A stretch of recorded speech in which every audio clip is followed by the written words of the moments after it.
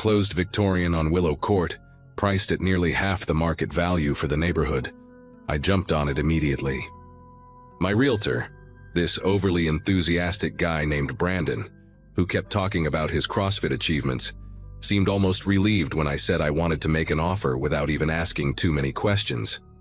He mentioned something vague about the previous owners abandoning the property, but honestly, I was too focused on the original hardwood floors and the vintage clawfoot tub to care about the details. My sister called me reckless for buying a house sight unseen except for photos, but after sleeping on her couch for 3 months while the divorce finalized, I would have moved into a cardboard box if it meant having my own space again. Moving day came on a Tuesday in early April, and I remember thinking how perfect everything looked with the cherry blossoms blooming in the front yard. I'd hired these 2 college kids from Craigslist to help with the heavy stuff, and we spent the morning hauling boxes and furniture through the narrow hallways. Around noon, while I was unpacking dishes in the kitchen, I noticed this older woman standing on the sidewalk just staring at my house with her phone raised like she was taking pictures. She had this oversized sun hat and a floral dress that looked straight out of a gardening magazine, but something about the way she lingered there made me uncomfortable. When I stepped out onto the porch to ask if she needed something, she practically ran to her car, a silver sedan with one of those true crime podcast stickers on the bumper. I brushed it off as neighborhood curiosity. You know how people get when someone new moves in, especially in these tight-knit suburban areas where everyone knows everyone else's business. For the first 2 weeks, everything seemed normal enough, just the usual settling-in period with its share of minor annoyances. I figured out which floorboards creaked, learned that the upstairs bathroom faucet needed an extra twist to stop dripping, and discovered that the previous owners had painted over some truly hideous wallpaper in the dining room. But then the visitors started coming more frequently. Every morning when I left for work, there would be fresh flowers on my porch steps, usually cheap carnations from the grocery store, still in their plastic wrapping. At first I thought maybe Brandon, the realtor, was trying to be welcoming or something, but when I texted him about it, he seemed genuinely confused. Then came the weekend crowds, groups of 3 or 4 people who would park across the street and just stand there, pointing at different windows, taking pictures, sometimes even posing for selfies in front of my driveway. One guy, probably in his early 20s with a patchy beard and a backwards baseball cap, actually had the nerve to walk up my front path and peer through my living room window while I was watching TV on a Saturday afternoon. I finally lost it when I came home from work on a Friday to find at least a dozen people milling around on the sidewalk, some holding candles, others leaving teddy bears and handwritten notes against my fence. I marched out there, still in my office clothes and probably looking like I was about to murder someone myself, demanding to know what the hell was going on. Most of them scattered immediately, but this one woman, maybe mid-40s with box-dyed red hair and thick glasses, actually had the audacity to ask me how it felt to live in the murder house. My whole body went numb when she said that, like someone had dumped ice water straight into my veins. She pulled out her phone and showed me this true crime blog called Cold Cases and Hot Takes, with my house as the header image, except in the photo, there was yellow police tape across the porch and cop cars in the driveway. The headline read, "5th Anniversary of the Hartley Family Massacre. Will we ever find Lily?" That night I barely slept, just sat at my laptop reading everything I could find about what happened in my house. 5 years ago, almost to the day I'd signed the papers, Robert Hartley had killed his wife Jennifer and their 2 kids, 9-year-old twins named Lily and Lucas.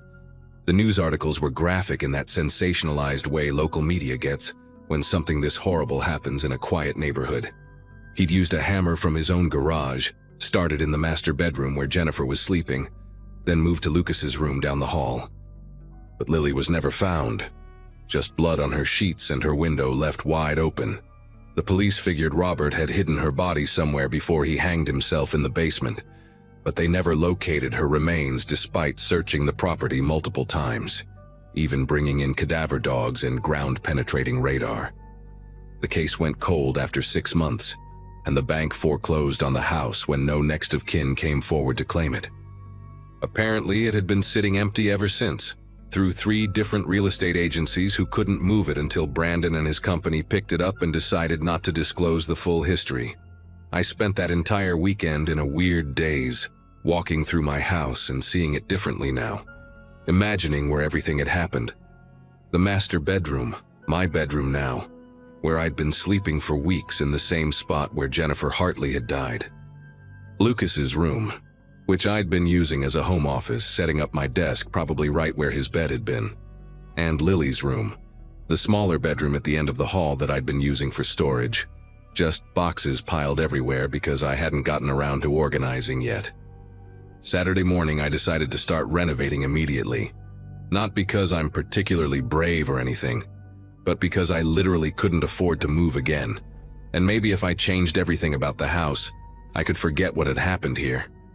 I started with the basement, figuring I'd turn it into a proper laundry room instead of the creepy, unfinished concrete cave it currently was. The water heater down there had been making these weird gurgling sounds anyway, so I called a plumber to come look at it Monday morning. The plumber, this burly guy named Frank who smelled like cigarettes and had grease permanently embedded under his fingernails, showed up around 10 while I was working from home. He went straight to the basement while I stayed upstairs on a conference call, but after about 20 minutes, I heard him calling for me with this edge in his voice that made me immediately mute my laptop. When I got down there, he was standing by the water heater with his flashlight aimed at the wall behind it, and his face had gone pale under his weathered tan. He asked me if I knew there was a space back there, and honestly, I had no idea what he was talking about until he showed me. Behind the water heater, someone had cut a hole in the drywall, maybe 3 feet by 3 feet, and covered it with a piece of plywood painted to match the wall. You'd never notice it unless you were specifically looking, and even then, the water heater blocked most of it from view. Frank said he wasn't going in there, not for any amount of money, and packed up his tools faster than I've ever seen anyone move. After he left, I stood there for probably an hour, just staring at that hidden entrance with a flashlight in one hand and my phone in the other, debating whether to call the police. But what would I say that I found a hidden space in my murder house? They'd probably already searched it during the original investigation. Plus, some morbid part of me needed to know what was in there, needed to understand what I'd been living above for weeks. I pulled the water heater out just enough to squeeze behind it, my heart pounding so hard I could hear it in my ears, and pried the plywood away from the opening. The smell that came out was musty and sweet, like old paper and something organic that had long since dried out. My flashlight beam revealed a narrow space, maybe 6 feet by 8 feet, with a dirt floor and wooden beam supports. Someone had been living in there, or at least spending time there. There was a moldy sleeping bag in one corner, empty juice boxes scattered around, and a small pink backpack with unicorn patches half buried in the dirt. I crawled inside, even though every rational part of my brain was screaming at me to get out and call someone, anyone. The backpack was what drew me in, partially decomposed from moisture but still intact enough to open. Inside I found a handful of crayons, a plastic bracelet with letter beads spelling Lily, and a small diary with a sparkly cover, the kind they sell at dollar stores. Most of the pages were stuck together from dampness, but I could make out some entries near the end that were still legible. The handwriting was careful, like a child trying their best to write neatly. The entry from about a week before the murders talked about how Daddy gets mean when he drinks the brown bottle drinks, and how Mommy cries in the bathroom but says she's okay. Another mentioned Lucas telling her about the secret space he'd found behind the water heater when they were playing hide and seek, how you could fit inside, if you were small enough. My stomach churned as I read these innocent observations from a 9-year-old who had no idea what was coming. But it was the last entry that made me drop the diary and scramble backwards out of that space so fast, I scraped my palms on the concrete. The date was the night of the murders, written in shaky pencil. Daddy is being scary tonight. He hit Mommy and she fell down and won't wake up. Lucas tried to run, but Daddy caught him. I remembered the hiding place. I can hear him calling for me, but I won't come out. I won't let him find me this time. Now I know how to stay quiet. The wall next door is soft dirt. I can dig with the garden spoon I brought. Cora next door makes cookies on Sundays. Maybe if I dig far enough I can get to her house. I have my juice boxes and fruit snacks from lunch. I'll be quiet like when we play the quiet game. Below that was a crude drawing of what looked like a tunnel, with an arrow pointing toward a house with flowers. When I shined my flashlight toward the back corner of the space past where the sleeping bag was, I could see it clearly. A child-sized tunnel had been dug into the earth, heading in the direction of the neighbor's property. I called the police immediately, my whole body shaking as I tried to explain what I'd found. Within an hour, my house was swarming with cops, detectives, and crime scene techs. They brought in special equipment and confirmed what the diary suggested. The tunnel extended about 15 feet toward the neighbor's property before it collapsed, probably within days of being dug. The lead detective, a woman with tired eyes and gray streaks in her black hair, told me they found small bones in the collapsed section, along with a garden spoon and the remains of more juice boxes. Lily had tried to dig her way to safety, but died in that tunnel, either from the collapse or from dehydration, alone in the dark while the whole town searched for her. The neighbor, Cora, had moved to Florida 3 years ago, never knowing that a desperate little girl had been trying to reach her house, trying to reach the lady who made cookies on Sundays.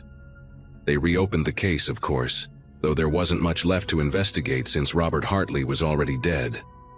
The media circus that followed was insane, with news vans parked outside for weeks, and my phone ringing constantly with interview requests I never answered. I stayed with my sister during the worst of it, but eventually, I had to go back. Not to live. I could never sleep in that house again, but to pack everything up and sign it back over to the bank. They offered to let me out of the mortgage without penalty given the circumstances, and I took it without hesitation. Before I left for the last time, I stood in that basement and thought about Lily, how she'd been brave enough to hide, smart enough to try to escape, but ultimately just a scared 9-year-old who wanted to get to the nice neighbor lady's house. I left flowers by the hidden entrance, white daisies because I didn't know what she liked, and whispered an apology for not finding her sooner. The house sold at auction 2 months later to a developer who tore it down and built a duplex. Sometimes I drive by and see families living there, kids playing in the yard where the cherry tree used to be, and I wonder if they know what was once buried in the earth beneath their feet, or if some stories are better left untold.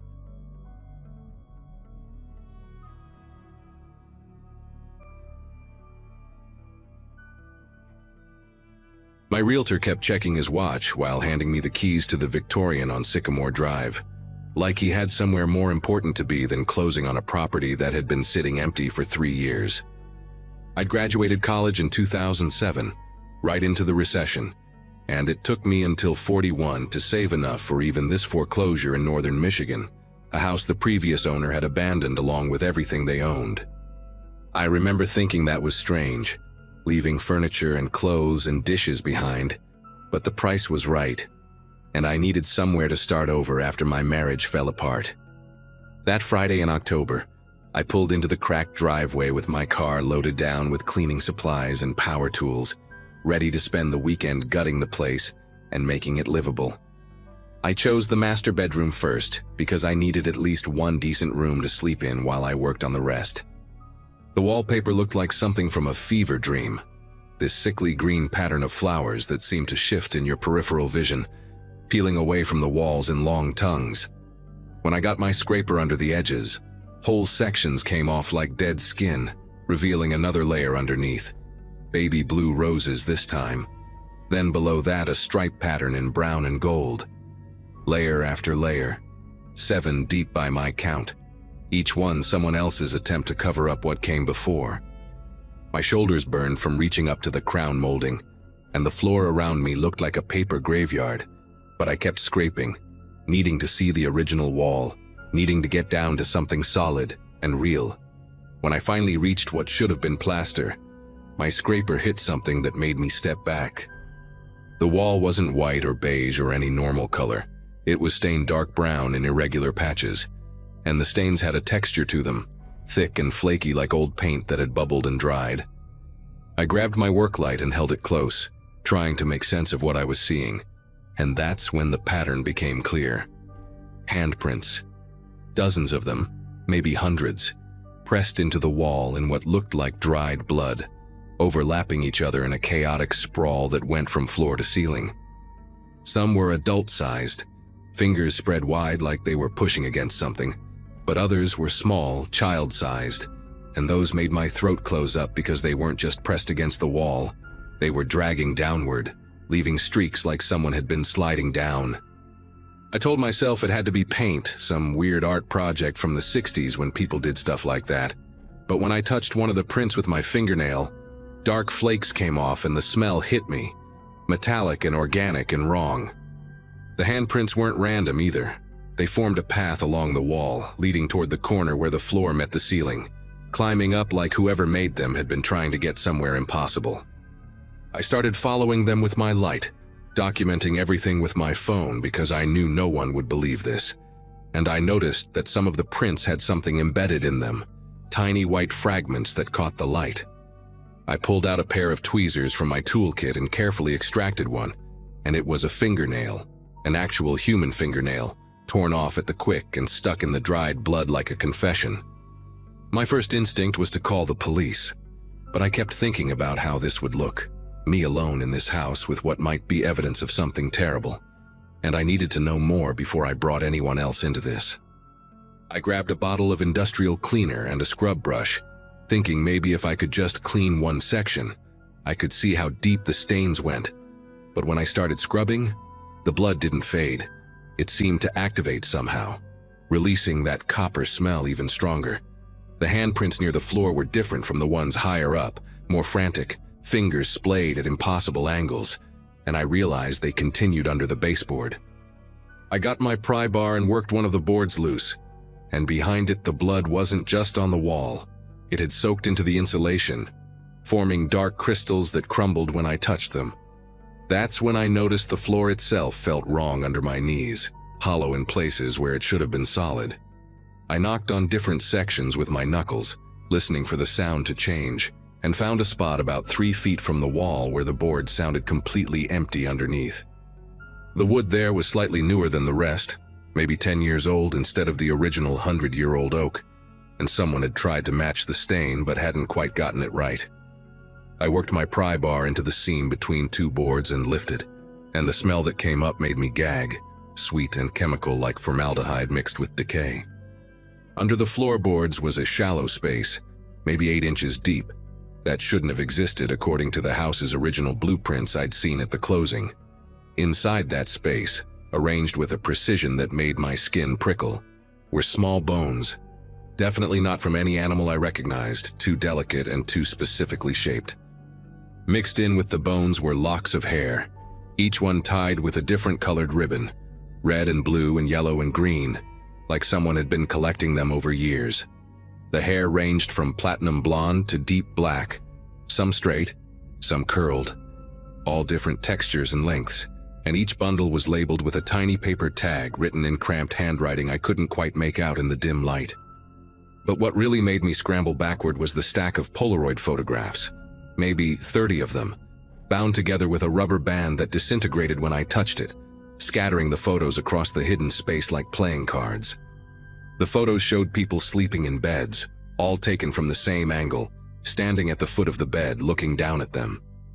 Different people, different decades based on the hairstyles and the quality of the film, but always in the same room. This room, I could tell from the distinctive crown molding and the way the window sat off-center in the wall. Men, women, even a few children, all captured in that vulnerable state of deep sleep, mouths slightly open, completely unaware they were being photographed. The dates written on the white borders went back to the 80s, but as I flipped through them, getting closer to the bottom of the stack, the dates got more recent, 2015, 2017 last year, and then I found one that made everything inside me turn to ice. It was me, taken last night, asleep in the hotel room I'd stayed at before coming to the house this morning. The same angle, the same composition, but I'd been alone in that room with the door locked and chained. I dropped the photo and backed away from the hole in the floor, my mind racing through possibilities that all led to the same conclusion. Someone had been in my hotel room, someone who knew I was coming here, someone who'd been doing this for decades. The realtor's eagerness to hand over the keys suddenly made sense, and I remembered how he'd mentioned the previous owner's disappearance like it was just another detail, not the massive red flag it should have been. I grabbed my phone to call 911, but there was no signal, which was impossible because I'd had full bars just an hour ago when I'd texted my sister a photo of the house's exterior. The landline downstairs that I'd seen during the walkthrough, an old rotary phone that the realtor said still worked. That was my only option, so I started toward the bedroom door, stepping carefully around the exposed cavity in the floor. That's when I heard it, a sound from directly below me, in what should have been the living room ceiling but was clearly another hidden space. It was a scratching noise, rhythmic and deliberate, like someone writing with chalk on a blackboard, and it was getting louder. I looked down through the hole I'd opened and saw that the bones and photos weren't sitting on solid wood like I'd thought. They were resting on another layer of newer boards, and through the gaps between those boards I could see movement, something pale shifting in the darkness below. The scratching stopped, and then I heard breathing, wet and labored, like someone with fluid in their lungs trying to catch their breath, and the pale thing below moved again, resolving into fingers, human fingers, pressing up against the boards from underneath, testing them, finding the weak spots. I ran then, not caring about evidence or explanations, just needing to get out of that house before whatever was below found its way up. My feet hit the stairs hard enough to crack the old wood, and I could hear the scratching following me, moving through the walls themselves, keeping pace as I descended. The front door was exactly as I'd left it, slightly ajar from when I'd carried in my supplies. But when I grabbed the handle to yank it fully open, it wouldn't budge, like someone had nailed it shut from the outside while I was upstairs discovering the truth about this place. Behind me I heard wood splintering, boards being pushed up from below, and a voice, hoarse and barely human, saying my name, not calling it but tasting it, like it was something they'd been waiting years to say out loud. The window in the living room was my only option. One of those old double-hung types with the wavy glass that distorted everything outside. I grabbed a hammer from my tool bag and swung it hard, shattering the glass in a shower of fragments that caught the afternoon light like crystals. I could hear footsteps now, uneven and dragging, coming from the hallway, and when I glanced back I saw him, the realtor, except his clothes were different, older, covered in dust and something darker, and his face was wrong, too pale, too thin. Like he'd been living in those spaces between the walls for years, feeding on whatever those bones had once been. He smiled at me with teeth that were too sharp and too many, holding up a new Polaroid camera, the flash already charging with a high-pitched whine, and I understood then that the previous owner hadn't disappeared. They'd never left. They'd just moved deeper into the house's hidden architecture, waiting for the next person desperate enough to buy a too-good-to-be-true foreclosure.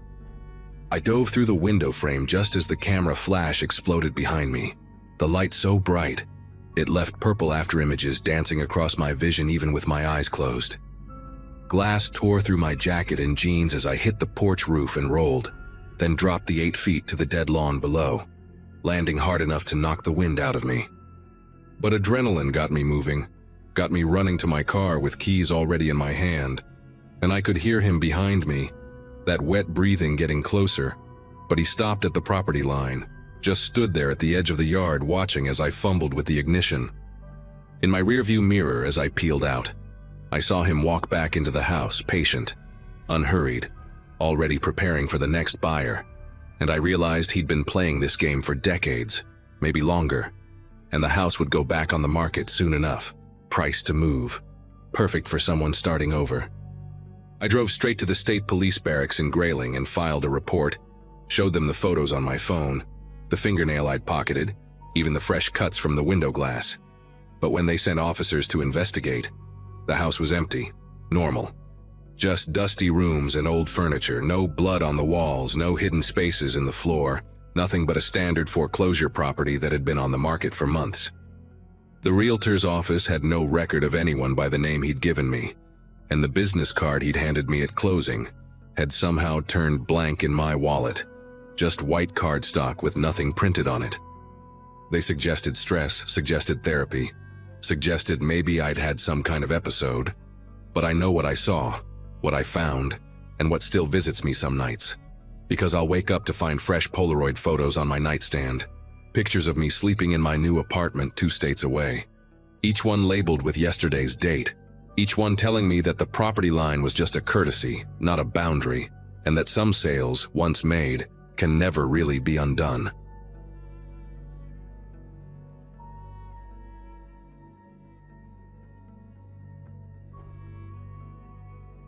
Everyone said I was crazy for buying that Victorian on Chestnut Avenue, especially sight unseen from an estate auction. But after my company relocated me to Portland in spring of 2022, I needed something to keep me busy on weekends. 29 and recently divorced, rattling around in some sterile apartment wasn't how I planned to start this new chapter. When I saw the listing photos of peeling wallpaper, original hardwood floors buried under decades of grime, and that gorgeous wraparound porch practically begging to be restored, I knew I'd found my project.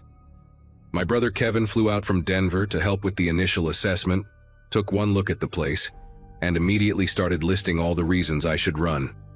But something about those tall ceilings and arched doorways spoke to me, whispered promises of what it could become with enough sweat and determination.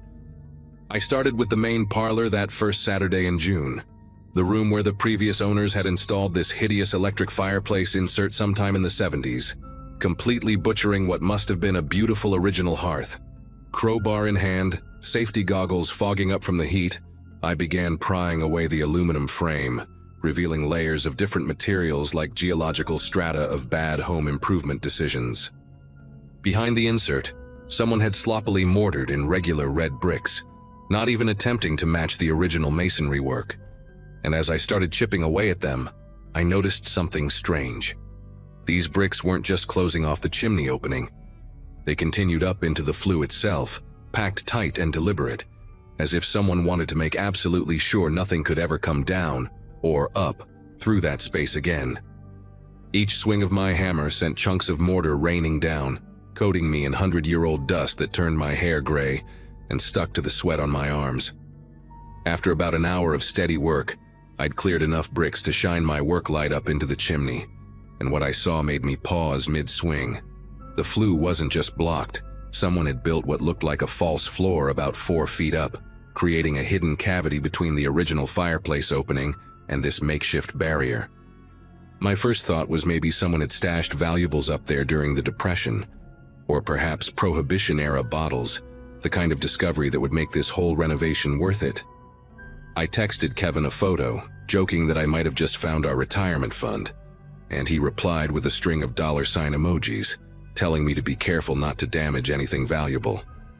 It took another 2 hours to clear enough space to actually reach into the cavity, and by then, the afternoon sun was slanting through the parlor windows, casting long shadows across the debris-covered floor. I stuck my arm up through the opening, feeling around blindly in the dark space above, my fingers brushing against what felt like rough burlap or canvas. When I managed to grab hold and pull, a child's shoe tumbled out, landing with a soft thud on the plastic sheet I'd laid down. Not just any shoe, but a tiny leather boot, the kind with buttons up the side that kids wore maybe 100 years ago, still laced up tight as if someone had just taken it off. The leather was stiff and cracked, covered in a layer of grime that had turned it almost black, and there was something unsettling about how perfectly preserved it was, like it had been waiting there all this time. I reached back up into the cavity, this time more cautiously, my fingers exploring the space with the kind of careful touch you'd use to check if a stove is still hot. More shoes came tumbling down, one after another, each one small, each one different, some with worn-down heels, others barely scuffed like they'd only been worn once or twice. 7 pairs in total, arranged in what must have been a deliberate pattern up there, though now they lay scattered across my plastic sheet like evidence at a crime scene. The strangest part was how they were all different sizes, ranging from what looked like a toddler's first walking shoes to maybe a child of 10 or 11, and none of them matched, not a single pair among them. I knelt there, surrounded by these tiny shoes, and felt this creeping sensation working its way up my spine, the kind of feeling you get when you realize you're looking at something that has a story, a bad story, one that nobody wanted told. Against every instinct telling me to stop, to call someone, maybe the police or at least Kevin, I grabbed my work light and hoisted myself up to look directly into the cavity. The smell hit me first, dry and stale, like opening an attic that's been sealed for decades, mixed with something else, something organic and wrong.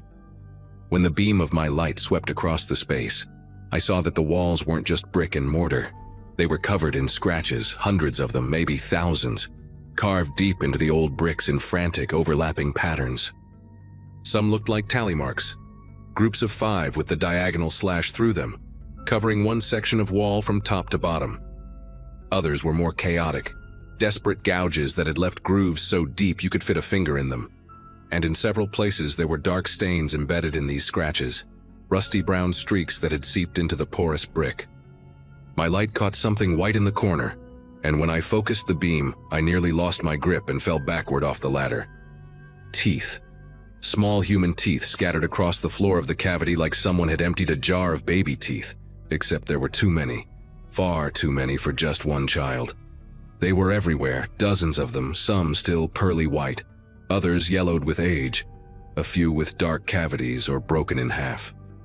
Mixed in with them were what looked like fingernails, tiny crescents that had turned brittle and translucent over time, and when I shifted my light, I could see more embedded in the mortar between the bricks, pressed in like decorations in some sick mosaic. My breathing had gone shallow, and I could hear my pulse hammering in my ears as I tried to process what I was looking at, tried to make it make sense in some way that didn't involve what my brain was screaming at me. I pulled out my phone with shaking fingers and started taking photos, the flash illuminating the cavity in stark, horrible detail with each shot. That's when I noticed the writing, scratched into the bricks near what would have been the top of the original fireplace opening. Most of it was illegible, just frantic scratching, but I could make out dates, 1897, 1903, 1911, and names or parts of names. Tom, Margar, Eli, scratched by different hands, some in childish scrawl, others more desperate and jagged. Below them all, carved deeper and more deliberately than the rest, someone had written, "They make us climb," in letters that must have taken hours to gouge into the brick. The photo I took of those words came out blurry because I couldn't hold the phone steady, and when I tried to take another, I heard something shift in the cavity, a soft sliding sound like fabric against brick, even though I knew nothing could be moving in there. I scrambled down from the ladder so fast I knocked over my toolbox, sending hammers and screwdrivers clattering across the hardwood floor. Standing there in my own living room, covered in century-old dust and trying to catch my breath, I called Kevin, but when he answered, I couldn't form the words to explain what I'd found. How do you tell someone that your house has a chimney full of children's teeth and fingernails, that the walls are covered in desperate scratches from kids who were made to climb up into that dark space for God knows what reason?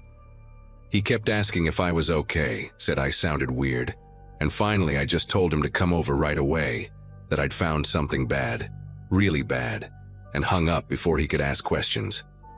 While I waited, I stood guard in front of the fireplace like something might crawl out of it, unable to look away from that dark opening I'd created. Kevin arrived in 20 minutes, which must have been some kind of record from his apartment across town, and the look on his face when he saw me, wild-eyed and dust-covered, would have been funny under different circumstances.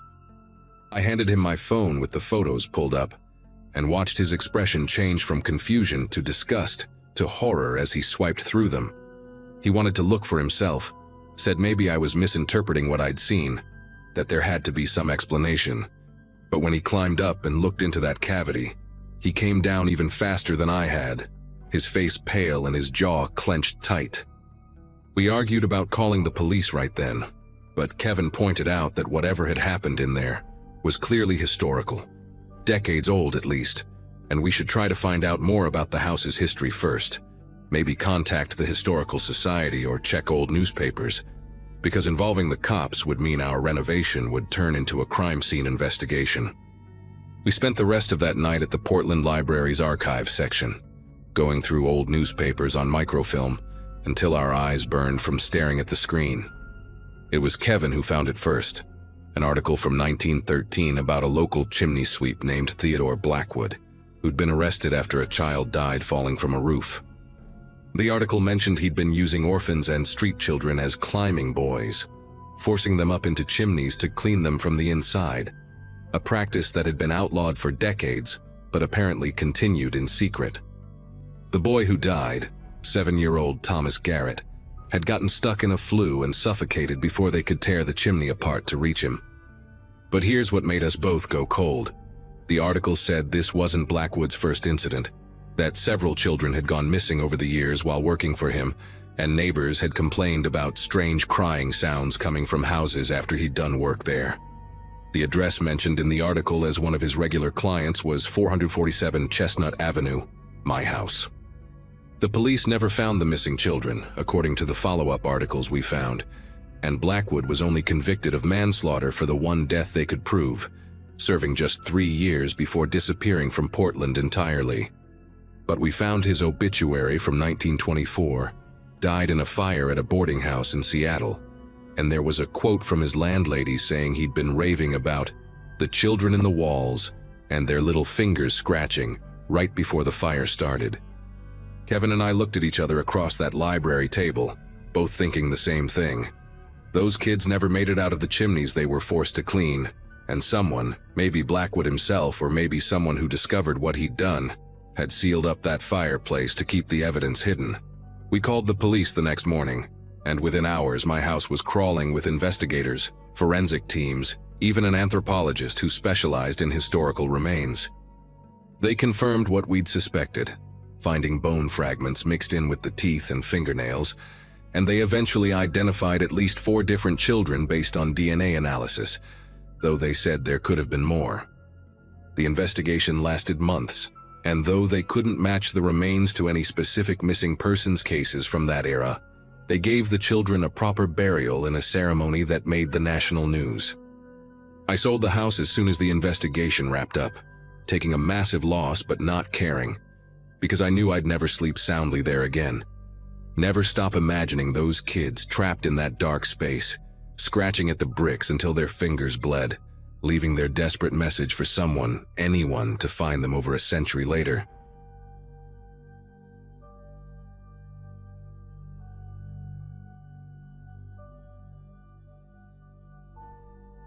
November of 2023 was when I finally pulled the trigger on buying my first house, a modest 3-bedroom ranch at the end of Birchwood Circle.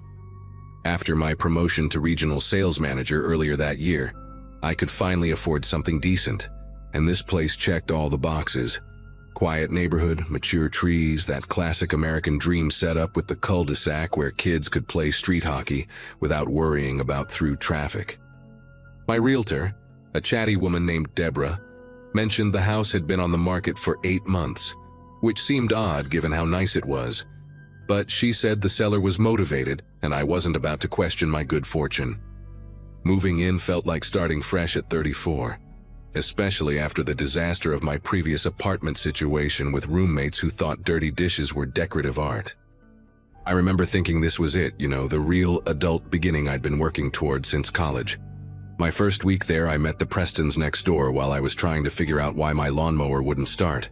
Keith Preston walked over with his teenage son Nathan, both of them wearing matching polo shirts like they'd stepped out of a catalog, and within 5 minutes Keith had the mower purring like new.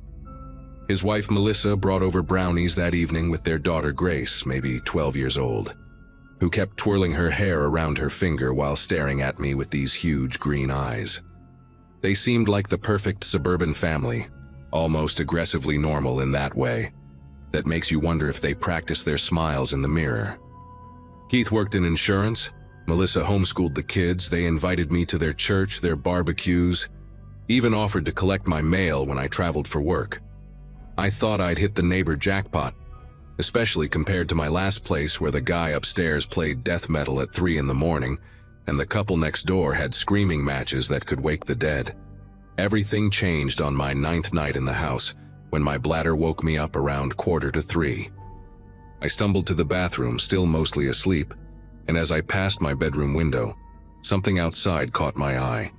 There in my backyard, right at the edge where my property met theirs, stood all 4 Prestons in a perfect line.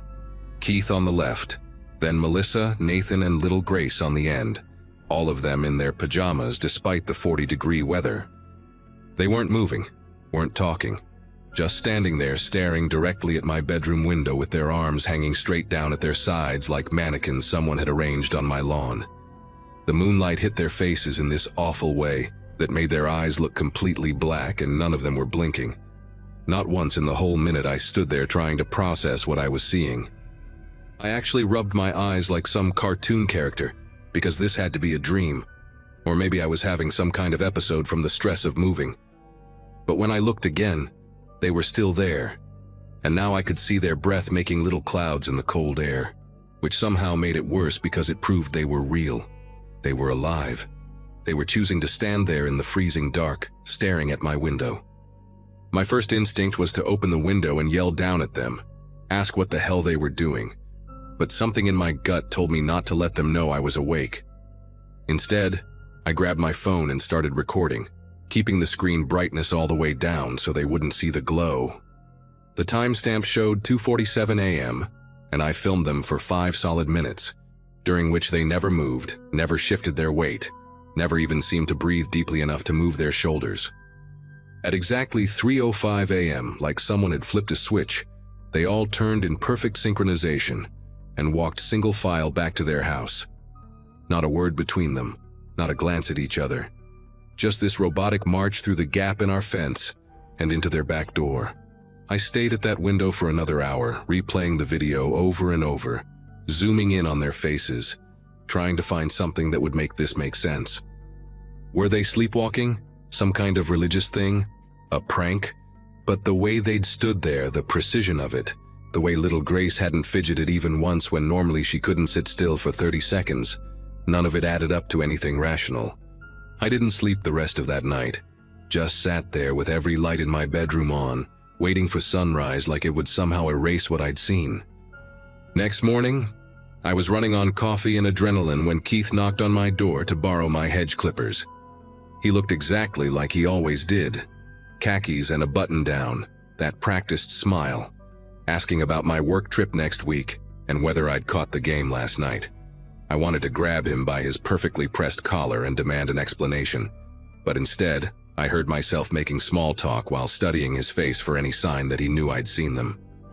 When I casually mentioned I'd had trouble sleeping, asked if they'd heard any weird noises around 3 a.m., he just tilted his head like a confused golden retriever and said they'd all been dead to the world by 10:30.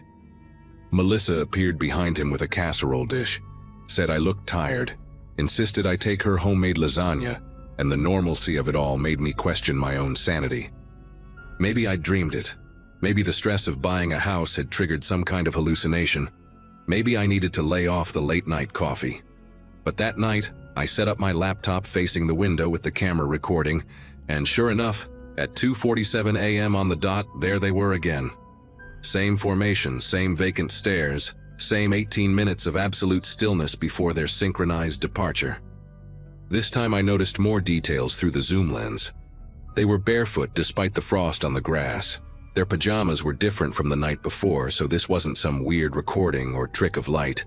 And their eyes never tracked anything, just stayed locked on my exact window even though my blinds were drawn. I watched it happen every single night for a week, building up a folder of recordings labeled by date, each one showing the same exact pattern. During the day, they remained the picture-perfect neighbors, and I became an increasingly paranoid mess, drinking energy drinks to stay functional at work while setting up more cameras, different angles, even a motion sensor that confirmed 4 human heat signatures standing in formation for exactly 18 minutes. On day 8, I couldn't take it anymore and decided to break the pattern. I stayed at a hotel that night, but I left my cameras running, and when I reviewed the footage the next morning, my stomach turned to ice. They were there at 2:47 a.m. as usual, but this time they weren't alone. Behind them, barely visible in the darkness, stood 3 translucent figures, rippling like heat mirages but distinctly human-shaped, and they were standing in my bedroom, right where I would have been sleeping. The Prestons weren't watching me at all. They were watching something that was already inside my house, something that became visible only when I wasn't there to see it.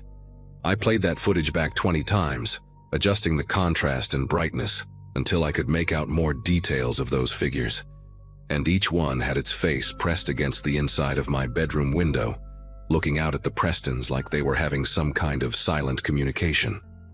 I drove straight to the county records office that morning, told them I was researching my house's history for insurance purposes, and what I found made me sit down hard on their uncomfortable plastic chair. 3 previous owners, all of them dying in their sleep over the past 30 years. James Hartwell in 1994, massive heart failure at age 41. Monica Zhao in 2008, sudden respiratory arrest at 37. Douglas Brennan in 2017, brain aneurysm at 45. All of them found in the master bedroom, all of them discovered in the morning with no signs of struggle, no previous health conditions that would explain such sudden deaths. The clerk, an older woman with rhinestone glasses, leaned in close and whispered that locals called it the Nightmare House, said people would cross the street rather than walk past it. When I asked about the Prestons, she pulled up their records. They'd bought their house in 1993, 1 year before the first death, and had never once been late on property taxes, never filed a complaint, never appeared in any police reports. I spent the rest of that day in my car, parked down the street, afraid to go back inside but needing answers. Around sunset, Nathan Preston jogged past my car, and when he saw me, he stopped and tapped on my window with one knuckle, that same practiced smile on his teenage face. He asked if everything was all right, mentioned his mom was worried about me, said I hadn't been looking well lately and maybe I should get some rest. There was something in the way he said rest, drawing out the word like he was tasting it, that made every hair on my neck stand up. I told him I was fine, just work stress, and he nodded slowly, never breaking eye contact, then said something that still echoes in my head. His family had been watching over this neighborhood for a long time, making sure everyone got what they deserved, and they took their responsibilities very seriously. Then he jogged away, and I noticed he wasn't even breathing hard despite having run at least 3 miles. That night I didn't go home, stayed at the hotel again, but I kept checking my cameras through the app on my phone.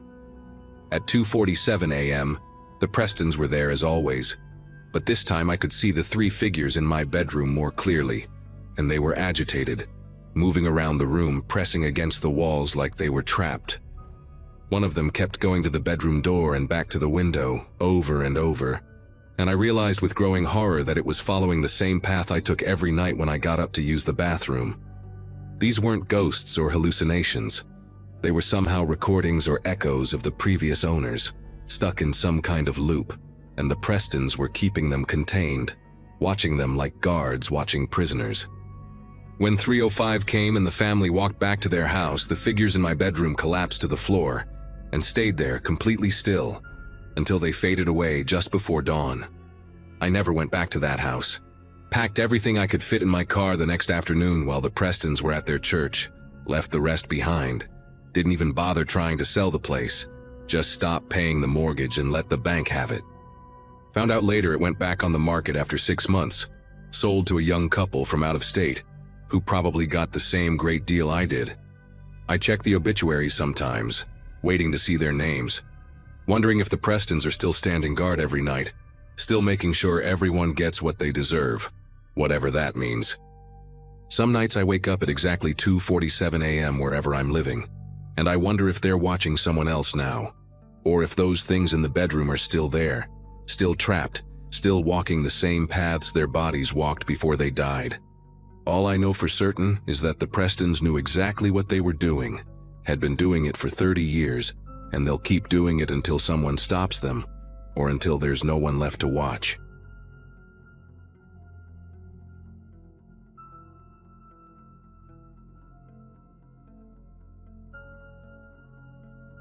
When I graduated college in 2012, buying a house seemed impossible.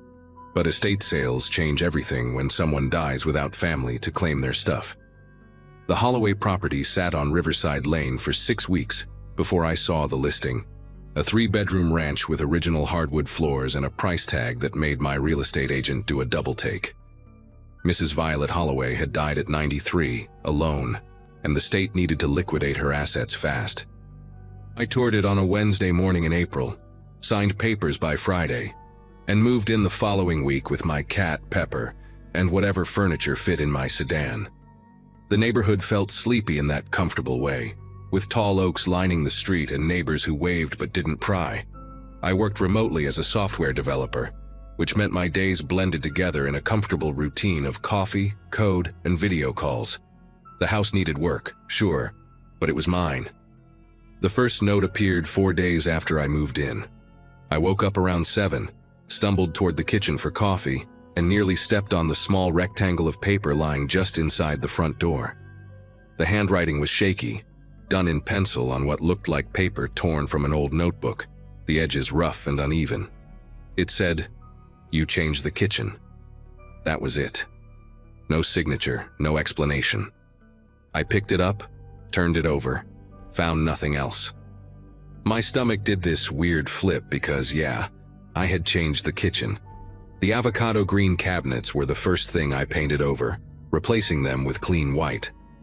I told myself it was probably a former neighbor, someone who had been close to Mrs. Holloway and felt sentimental about the house. Maybe they had a key from years ago. I checked the locks anyway, made sure everything was secure, and tossed the note in the recycling. Weird, but not worth panicking over. People get attached to places. I got that. The second note came 3 days later. Same paper, same pencil, same shaky handwriting slipped under the door sometime during the night. "I don't like your furniture." This one hit different because how would someone know what furniture I had unless they were looking through my windows? I checked every window in the house, made sure the curtains were drawn at night, and started feeling paranoid about the big bay window in the living room that faced the street.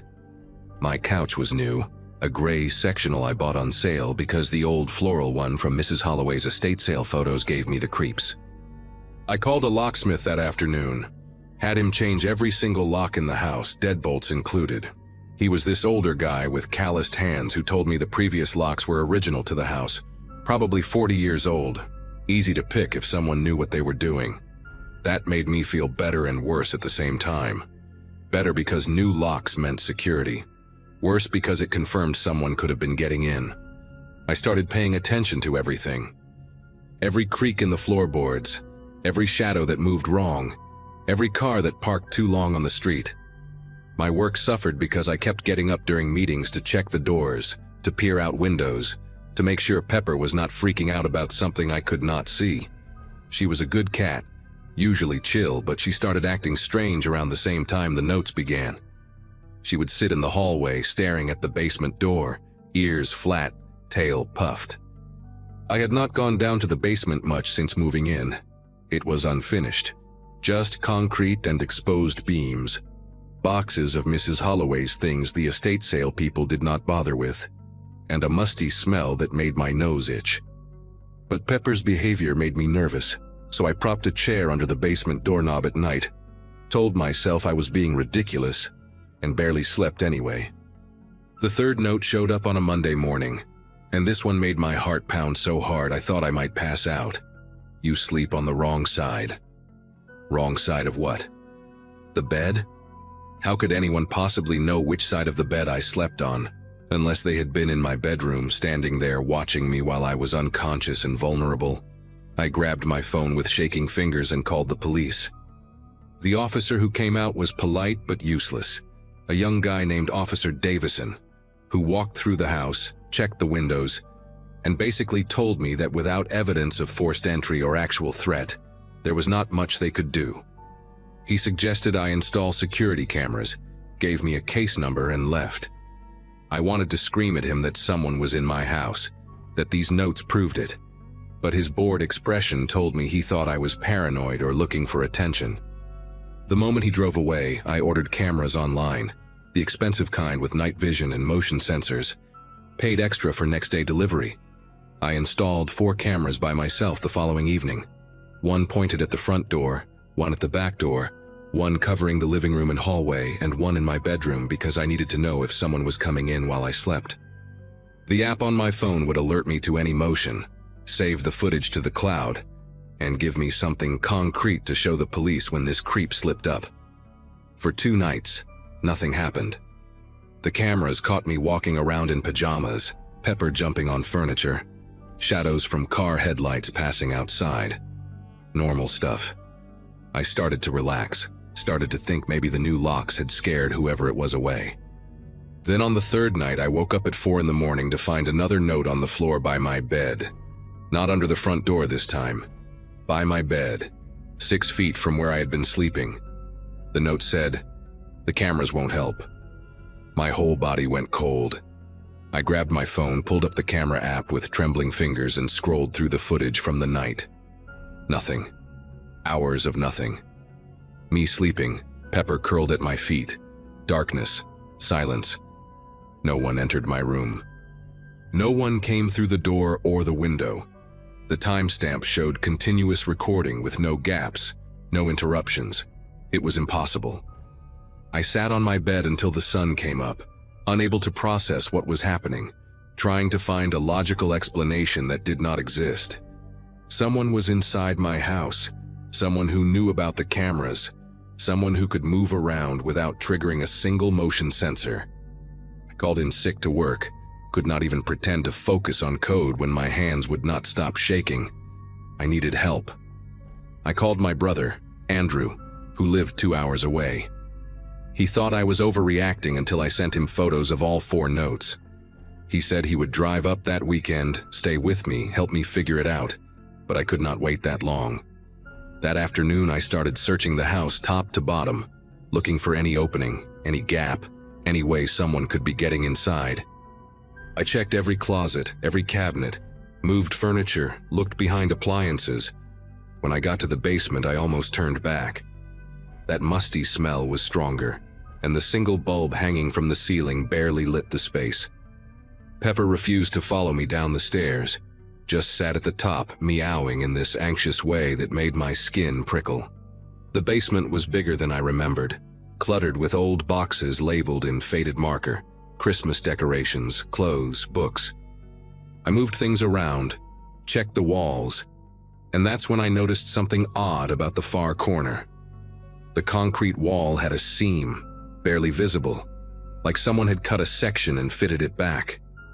I ran my fingers along the edge, felt it give slightly, and my pulse started hammering in my ears. I pushed against the panel and it swung inward on hidden hinges, revealing a dark opening and a set of wooden stairs leading down into nothing. The smell that came up was worse than musty. It was human, lived in. The scent of sweat and unwashed clothes and something else I could not identify. My legs felt like they might give out, but I forced myself to pull out my phone, turn on the flashlight, and descend those stairs.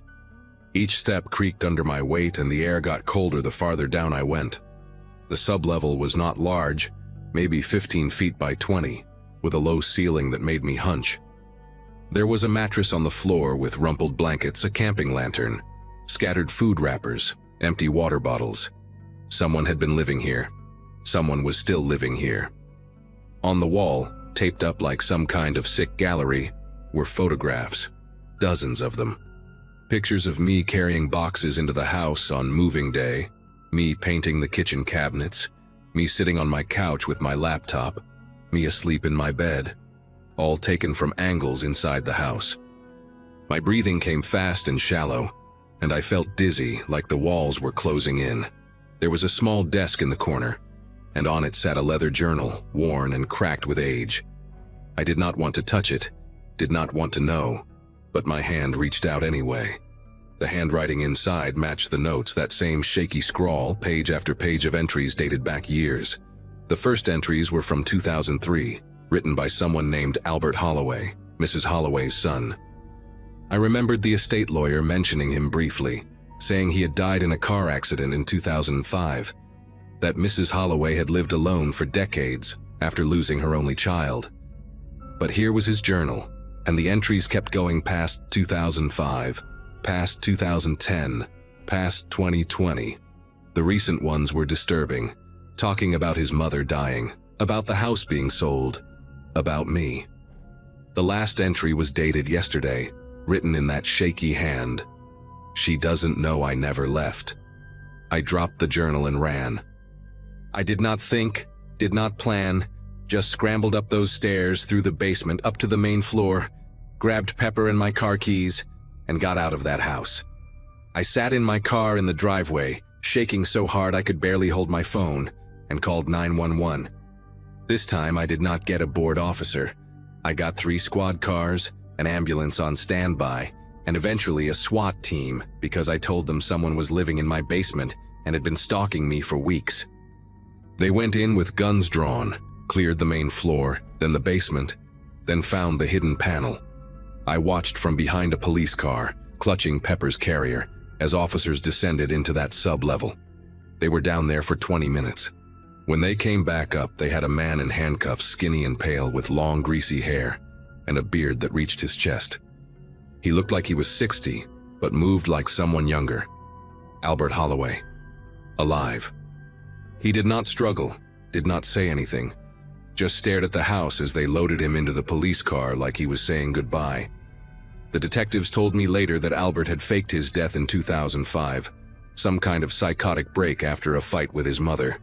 He had been living in that sub-level for 20 years, coming up at night when Mrs. Holloway was asleep, stealing food, using her bathroom, existing like a ghost in his own house. After she died, he just stayed, watching the estate sale people come and go, watching me move in, furious that I was changing his home. The surveillance photos went back to my first day there. He had been watching me sleep, eat, work, live, from hidden vents and gaps in the walls that connected to his little dungeon. They found tools down there, books, even a small radio. A whole life built in secret. I sold the house within a month, took a loss, did not care. Albert was charged with stalking, breaking and entering, a bunch of other things. Last I heard, he was in a psychiatric facility. I live in an apartment now, 4th floor, new building, no basements. I check every wall for seams. I probably always will.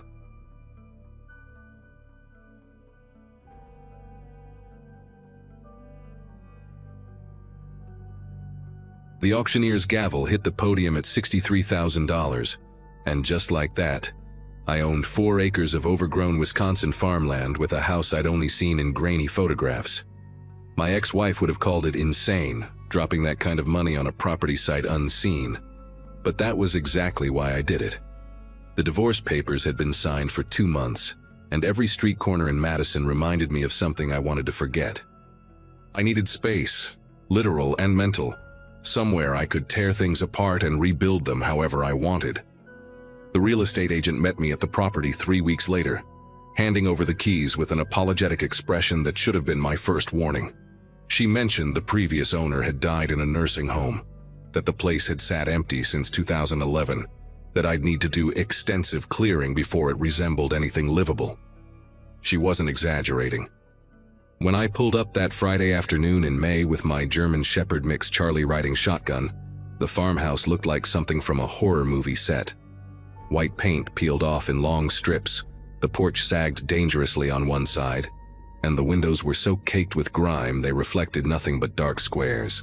The yard had disappeared entirely under waist-high grass and weeds, thick enough that I couldn't see where the property line ended. Charlie bolted from the truck the second I opened the door, vanishing into that jungle of overgrowth with his tail high. I grabbed my toolbox and started hacking a path to the front door, sweat soaking through my shirt within minutes. Inside wasn't much better. Dust covered every surface in a thick blanket, the hardwood floors were scarred and stained, and the kitchen appliances looked like relics from the Nixon administration. But the structure felt solid, the rooms had good light, and when I stood in the empty living room I heard absolutely nothing. No traffic, no neighbors, no voices, just wind moving through the fields. I set up an air mattress in the largest bedroom on the first floor, the one with windows overlooking the backyard, and fell asleep that night to the sound of Charlie's steady breathing beside me. The real work started that weekend.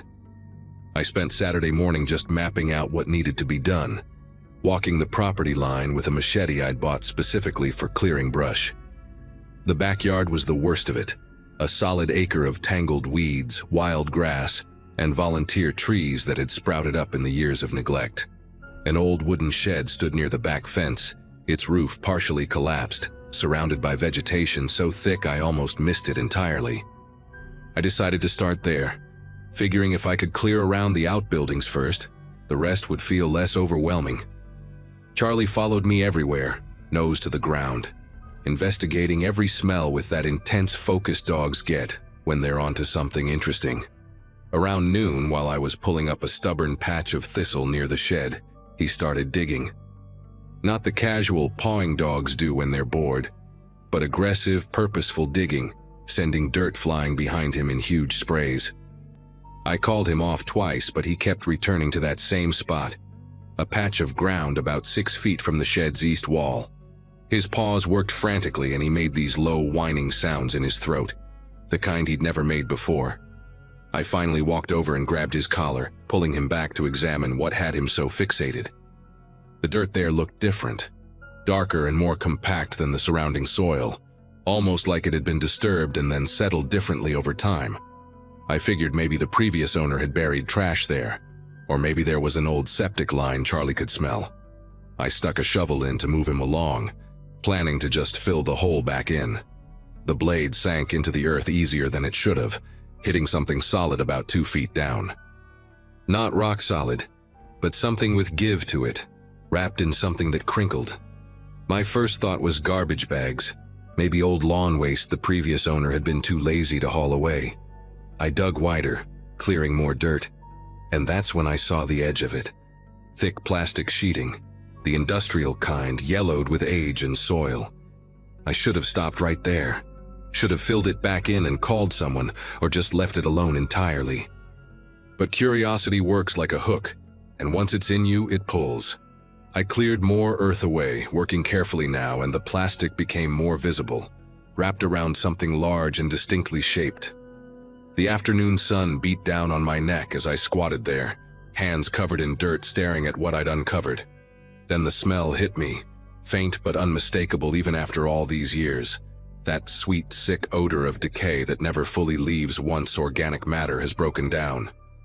My stomach turned, and I stood up fast, the shovel dropping from my hand. Charlie had stopped digging and was sitting about 10 feet away, watching me with his ears pinned back. I pulled my phone from my pocket with shaking fingers and dialed 911, my voice coming out steadier than I expected when the dispatcher answered. I told her I'd found something buried in my yard, that I thought it might be human remains, and she kept me on the line while she sent units out. The sheriff's department arrived within 30 minutes, 2 deputies followed by a detective named Vogt, a heavy-set woman in her 50s with gray streaking through her dark hair.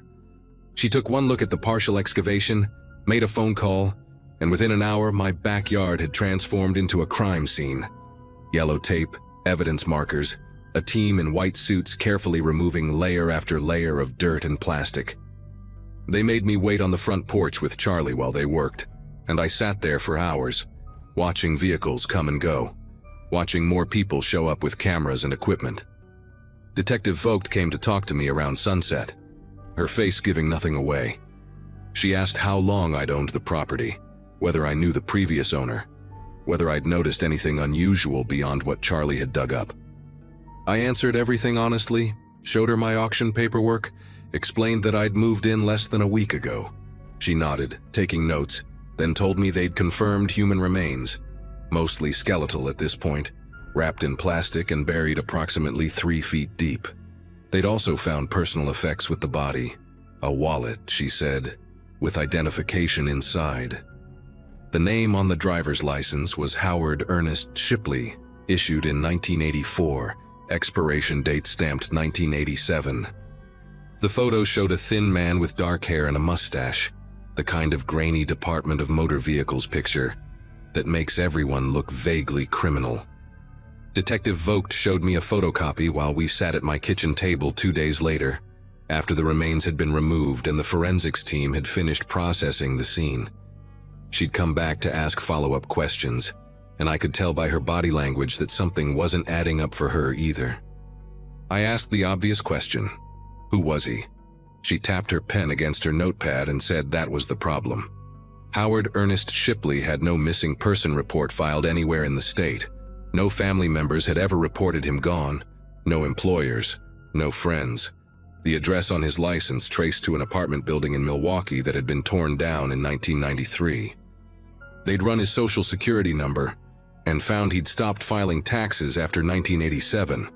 No death certificate, no records of him past that year. He'd essentially vanished, and nobody had noticed or cared enough to report it. I asked how that was possible, and Vogt just shrugged, her expression tired. She said it happens more than people think, especially back then before everything was connected digitally. Someone with no close family, maybe estranged from relatives, living on the margins of society, they could disappear and leave barely a trace. She asked again if I'd found anything else unusual on the property, any other disturbed ground, anything that seemed out of place. I told her no, and she handed me her card, told me to call if anything came up. The forensics team had determined the body had been there since at least the late 80s, based on the plastic degradation and soil samples, which meant whoever buried Howard Shipley had done it decades ago, probably when the previous owner still lived here. That previous owner, an elderly man named Vernon Hastings, had died in a nursing home from Alzheimer's complications, according to the county records Vogt showed me. No family, no visitors in his final years. His property sold at auction to settle his care facility debts. If Vernon had known anything about what was buried in his backyard, he'd taken that knowledge to his grave.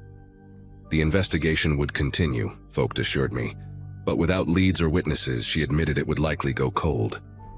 I thanked her for the information, walked her to her car, and spent the rest of that evening sitting on my porch, staring at the filled-in hole near the shed where someone had buried a human being and hidden it for 30-plus years. The first letter arrived on a Wednesday, about 10 days after they'd removed the remains. I'd been forcing myself into a routine, trying to make the house feel normal despite what had happened. I'd finished painting the living room, replaced some rotted boards on the porch, spent my days doing anything to avoid thinking about the fact that someone had died on my property and been hidden there for longer than I'd been alive. The envelope was in my mailbox when I went to check it that afternoon. Plain white, no return address. My name and address written in neat block letters with blue ink. No stamp, which meant someone had placed it directly in the box.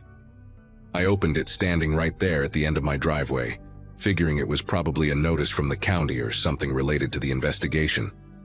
Instead, I found a single sheet of lined paper, the kind you'd tear from a spiral notebook, covered in that same precise handwriting. It read, "He begged for 3 hours before I used the hammer. You sleep 8 feet from where I made him stop. The closet in your bedroom still has the blood under the carpet. Check behind the baseboard on the north wall." My hands went numb holding that paper, the words blurring as I read them again, trying to make them mean something other than what they clearly stated. I walked back to the house in a daze, Charlie following beside me, and went straight to my bedroom. The closet was empty except for the few clothes I'd hung up and some boxes I hadn't unpacked. I turned on the light and examined every inch of the carpet, a dirty beige shag that had probably been there since the 70s. Nothing looked unusual, no stains, no discoloration. I knelt down and ran my hands along the baseboard on the wall that faced north and about 3 feet from the corner. I felt it. The board was loose, barely noticeable unless you were looking for it. I used a screwdriver to pry it away from the wall, and the carpet behind it pulled up easily, like it had been removed and replaced before. Underneath, the original floorboards were stained dark brown, the kind of staining that soaks deep into wood grain and never fully comes out. I stared at those stains for a long time, my mind racing through the implications. Someone had written to me describing a murder, had known exactly where evidence remained, and had put that letter in my mailbox personally. I called Detective Vogt immediately, reading her the letter over the phone, and she told me to lock my doors and stay inside until she arrived. She was there within 40 minutes with 2 deputies, and they photographed everything, took the letter as evidence, and removed a section of the stained floorboard for testing. Vogt asked if I had security cameras, and when I said no, she suggested I install them immediately. The second letter came 4 days later, and this time I watched it happen. I'd been sitting in my living room around 9 in the evening, Charlie asleep on the couch beside me, when I heard the distinct metallic creak of my mailbox opening and closing. I rushed to the window but saw nothing. No car, no person, just darkness and the empty road. I grabbed a flashlight and my phone, dialed Vogt's number while walking down the driveway, and found another white envelope waiting inside. This one was thicker. My heart hammered against my ribs as I carried it back to the house, keeping Vogt on the line while I opened it. Inside was another sheet of lined paper and 3 Polaroid photographs. The letter read, "The police can't help you. They don't know what I know. They weren't there when he realized nobody was coming. When he understood he'd disappear and nobody would look. I watched him figure that out, the moment it broke him." The Polaroids made my vision tunnel and my knees weaken. They were photos of my bedroom, taken from inside the closet looking out. Recent photos based on the boxes stacked against the wall, the specific way I'd arranged my furniture. One showed my bed in the darkness with me sleeping in it, the angle low and close. Someone had been standing in my closet, maybe 5 feet from where I slept, and photographed me. I didn't sleep in that house again. Vogt had deputies patrol the property hourly, and they dusted the mailbox for prints but found nothing useful, just smudges and partials that matched mine. The Polaroids were analyzed, but Polaroid film doesn't leave the kind of traceable information digital photos do. The handwriting analysis confirmed both letters were written by the same person, someone patient and deliberate, based on the consistent lettering. Vogt brought in a criminal psychologist who said the writer demonstrated detailed knowledge of the crime, likely the perpetrator or someone close to them, and was fixating on me specifically because I'd discovered the body and disrupted their secret. The psychologist suggested the killer might have visited the gravesite regularly over the years, maintaining a connection to what they'd done, and my presence had shattered that ritual. That thought terrified me more than anything else. The idea of someone standing in my yard at night, staring at the spot where they'd buried Howard Shipley decades ago, watching my windows. I moved into a motel in Madison and put the property up for sale immediately, hiring a company to pack my belongings and get them into storage. Charlie stayed with me, and I installed a security system in my motel room, cameras pointing at the door and window. Detective Vogt called me every few days with updates that never went anywhere. The blood on the floorboards matched the age of the remains, but DNA degradation made it impossible to confirm it was Howard Shipley's without living relatives for comparison, and they couldn't find any. The breakthrough came from an unexpected source 5 weeks after I'd left the property. A retired postal worker named Eileen Drummond contacted the sheriff's department after seeing news coverage about the investigation. She'd worked the rural route that included my property from 1982 until 1998, and she remembered Vernon Hastings well. More importantly, she remembered his nephew, a man in his 20s who'd lived with Vernon periodically throughout the 80s, helping him maintain the property during what Eileen described as difficult periods. She remembered because the nephew made her uncomfortable, the way he'd watch her from the windows when she delivered mail, how he'd sometimes be standing at the end of the driveway waiting for her, asking strange questions about her route and schedule. She'd reported it to her supervisor once, but nothing came of it. The nephew's name was Colin Hastings, and when Vogt ran his information, she found he'd been arrested twice in the 90s for stalking and harassment, served minimal jail time both instances, and had been living in a supervised care facility near Janesville since 2013 after being declared mentally incompetent to live independently. He was 61 years old, diagnosed with severe obsessive-compulsive disorder and paranoid tendencies, and according to facility records, he'd been requesting day passes every week since May, specifically asking to visit the family property in the county where my farmhouse sat. Vogt and 2 deputies went to interview Colin at the facility, and the moment they mentioned the letters, he started talking. Not confessing exactly, but speaking in circles about keeping watch and maintaining what Uncle Vernon left behind, and how I'd disturbed something that was meant to stay quiet. They searched his room with the facility's permission and found a box under his bed containing newspaper clippings about the property sale, printed satellite images of my farmhouse with dates and times written on them, and a camera loaded with Polaroid film. When confronted directly about Howard Shipley's death, Colin went silent, rocking in his chair and repeating "Uncle Vernon handled it," over and over. They couldn't get him to elaborate, but the facility director confirmed that Colin had been fixated on his uncle's old property for years, that he'd been devastated when he learned it had been sold at auction. The director also confirmed Colin had been signing himself out for supervised day passes since late spring, always requesting to go for drives in the country. The timeline matched perfectly with when I'd moved in and when the letters arrived. Folk told me they'd revoked Colin's day pass privileges permanently and were pursuing charges for criminal trespass, stalking, and harassment. As for the murder itself, Colin wasn't talking, and with Vernon dead and no other witnesses or evidence, they might never know exactly what happened to Howard Shipley that night in 1987. Only that he'd died in that house and been buried by someone who kept the secret for decades. I sold the property 3 months later at a significant loss, and honestly, I didn't care.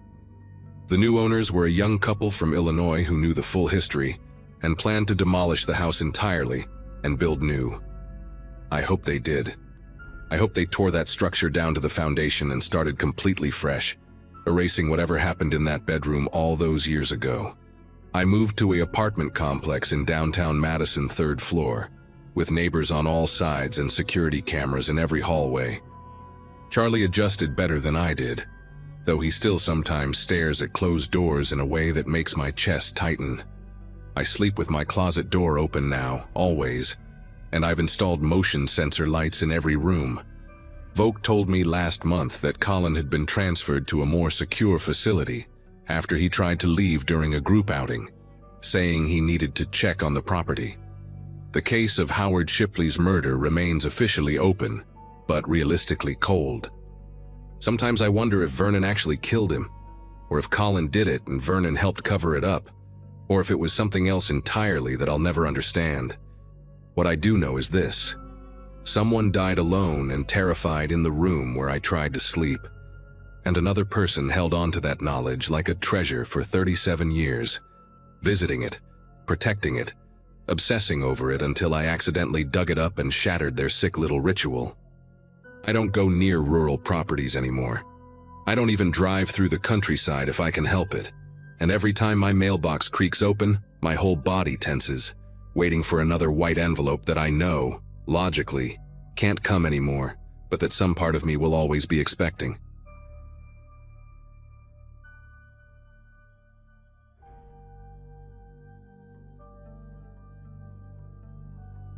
The whole thing happened during a phase of my life where I felt like I finally had some control over my future. I was in my mid-20s, juggling 2 jobs, and trying to build something stable with my girlfriend, Emma. We'd been saving for a long time, and when we found this old foreclosed house listed for way less than anything else in the area, it felt like a door finally opening. The place wasn't pretty, but it had this quiet charm. Wide porch, creaking steps, and an overgrown yard that hinted someone once cared. We planned to fix it up ourselves, room by room. On the day everything started, we had spent the morning clearing rubble from what used to be the dining room, joking about how we were basically starring in our own home renovation show, except with worse lighting and no budget. By late afternoon, we were tackling the hallway walls, scraping paint and marking the studs so we could map out wiring. That was when I noticed a flat patch of wall that didn't match the rest.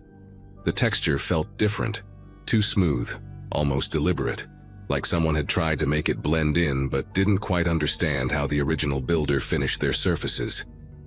I mentioned it to Emma, and she ran her flashlight along the spot, narrowing her eyes the way she does when she's trying to solve a puzzle. She tapped it with a knuckle, and the sound came back dull, not hollow like the rest of the wall. We exchanged this quick, excited look, thinking maybe we'd found some old hidden storage or a sealed chimney.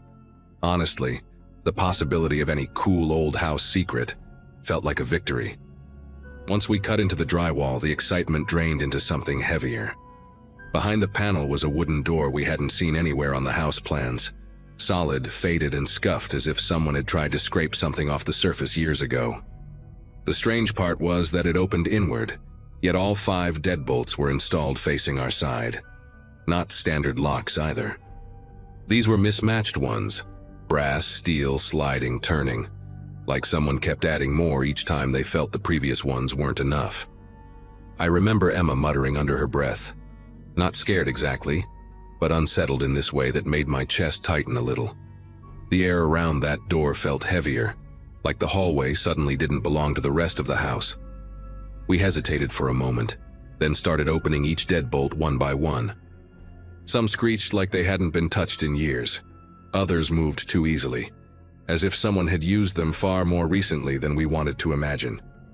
When the last lock clicked, a faint, stale smell seeped through the edges, something that reminded me of abandoned places, dust mixed with old fabric and the faint hint of something sour.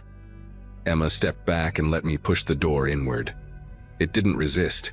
It just drifted open with this slow, weighted motion. That's when the beam of her flashlight caught the room beyond. Finished walls, carpet, and in the corner a narrow bed frame with a gray mattress that looked used but neatly placed. Right beside it sat a bucket and scattered food containers on the floor, stacked in a way that suggested someone had been trying to keep things organized, at least for a while. Standing in that doorway, I felt caught between curiosity and a kind of cautious unease I hadn't expected. The room didn't look abandoned in the usual sense. There were no cobwebs, no layers of thick dust, no sign that time had completely taken over. The mattress had a slight dip in the center, the kind that comes from someone lying in the same position night after night. The food containers were mostly instant noodles and canned beans, the kind you'd stash if you didn't expect to leave a room for a while. Emma ran her flashlight along the walls and found faint scratch marks near the floorboards, thin lines that trailed from one side of the room to the other, like someone had dragged something repeatedly. I stepped inside slowly, careful where I placed my feet, trying to absorb every detail without touching anything. The strangest part was how intentionally ordinary the room seemed, despite the situation. There was a single folding chair in the corner, angled toward the bed, and above it an outlet with an extension cord still plugged in, leading nowhere.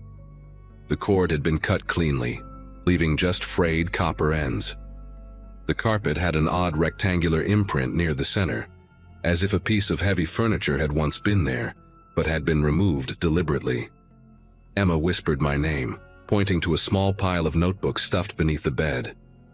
They weren't hidden well, more like someone had shoved them there in a hurry. I crouched down and pulled one out carefully. The cover was a dull blue, the kind you'd buy in bulk during school sales, but what caught my attention was the uneven pressure marks on the front, as if it had been gripped tightly.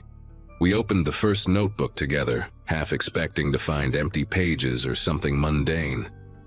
Instead, the entries were short, scattered messages written in different pen strokes, some shaky, others more controlled. Most entries didn't include dates, just fragmented sentences like, "Still here," "Quiet again," and "Can't hear him today." One page had a rough sketch of the room itself, drawn from the bed's perspective, showing the door with all the bolts illustrated in detail. Whoever wrote this had spent a lot of time staring at that door, memorizing every latch.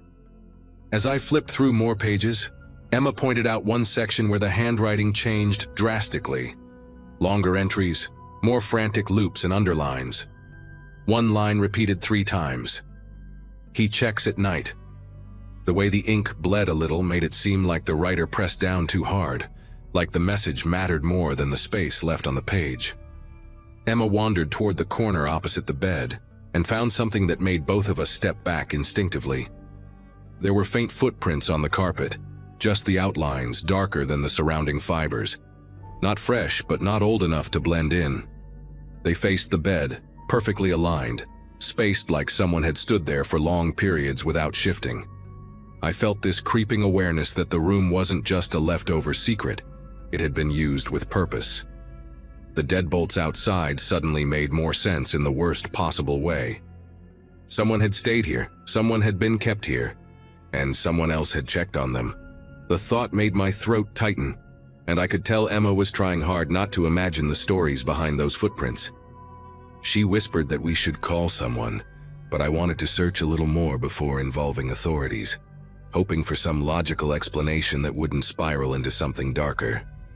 I moved toward a small built-in cabinet on the left side of the room, something we hadn't noticed at first because it blended too well with the paneling. The handle was worn unevenly, like someone with anxious hands had gripped it countless times. When I opened it, the stale smell intensified. Inside were 3 more notebooks, a stack of disposable utensils, and crumpled wrappers that had been flattened carefully, as if someone tried to keep them orderly. On the top shelf, hidden beneath a folded t-shirt, sat a cheap flip phone with its battery removed. Emma stepped closer, her voice barely above a whisper, asking why someone would keep a phone but remove the one thing that made it useful. The whole setup felt like a strange mix of isolation and preparation, as if the person trapped here believed they might get a chance to leave, but also understood that chance didn't come often. We didn't even notice how quiet the house had become until a thud echoed somewhere above us. It wasn't loud, but it was distinct, like a heel hitting old floorboards. Emma's eyes widened, reflecting the flashlight beam as she stared at the open doorway behind me. The sound didn't repeat, but the stillness afterward pressed down hard on both of us. I glanced toward the stairs leading up to the hall, trying to reassure myself that an old house settling could explain it, though the timing felt too precise. Emma reached for my sleeve and whispered that we should go back upstairs now. Before leaving, I snapped a photo of the room with my phone, not to analyze later, just so I had something to show if anyone questioned our story. As we stepped out, I made sure to keep the door wide open. For some reason, closing it felt wrong, almost disrespectful to whoever had been locked inside. When we got upstairs, the hallway lights we'd left on earlier were flickering. Not aggressively, just an uneven pulse that didn't match the rhythm of faulty wiring. Emma stayed close beside me while I checked each room, calling out just in case someone had wandered in without us hearing. Each space was empty, tools untouched, windows still latched. I could sense Emma's breathing quicken behind me, and the weight of everything we just discovered made the house feel smaller, like the walls were listening. We sat on the porch steps to get some air, trying to make sense of the day. After a few minutes, Emma insisted we call the police, not to accuse anyone, but because the room felt like something far beyond a renovation issue. So we did. When the officers arrived, they were polite but notably serious after seeing the deadbolts and the notebooks. One of them told us quietly that the room resembled spaces used for long-term confinement, the kind designed to isolate someone without attracting attention. We didn't stay in the house after that. The officers asked us not to touch anything else until they finished their investigation, so we packed a few essentials and left to stay with Emma's cousin. A week later, they told us the room had likely been used within the last couple of years, maybe even more recently. They wouldn't share many details, only that they were still looking for the person responsible. We decided to walk away from the property entirely. The bank bought it back under some legal clause, and we never fought it. Even now, when I think about that room, the notebooks, the footprints, the heavy silence, I still wonder if the person who lived down there ever found a way out, or if the one checking on them still walks around free. I don't have answers, but leaving that house was the only choice that felt right.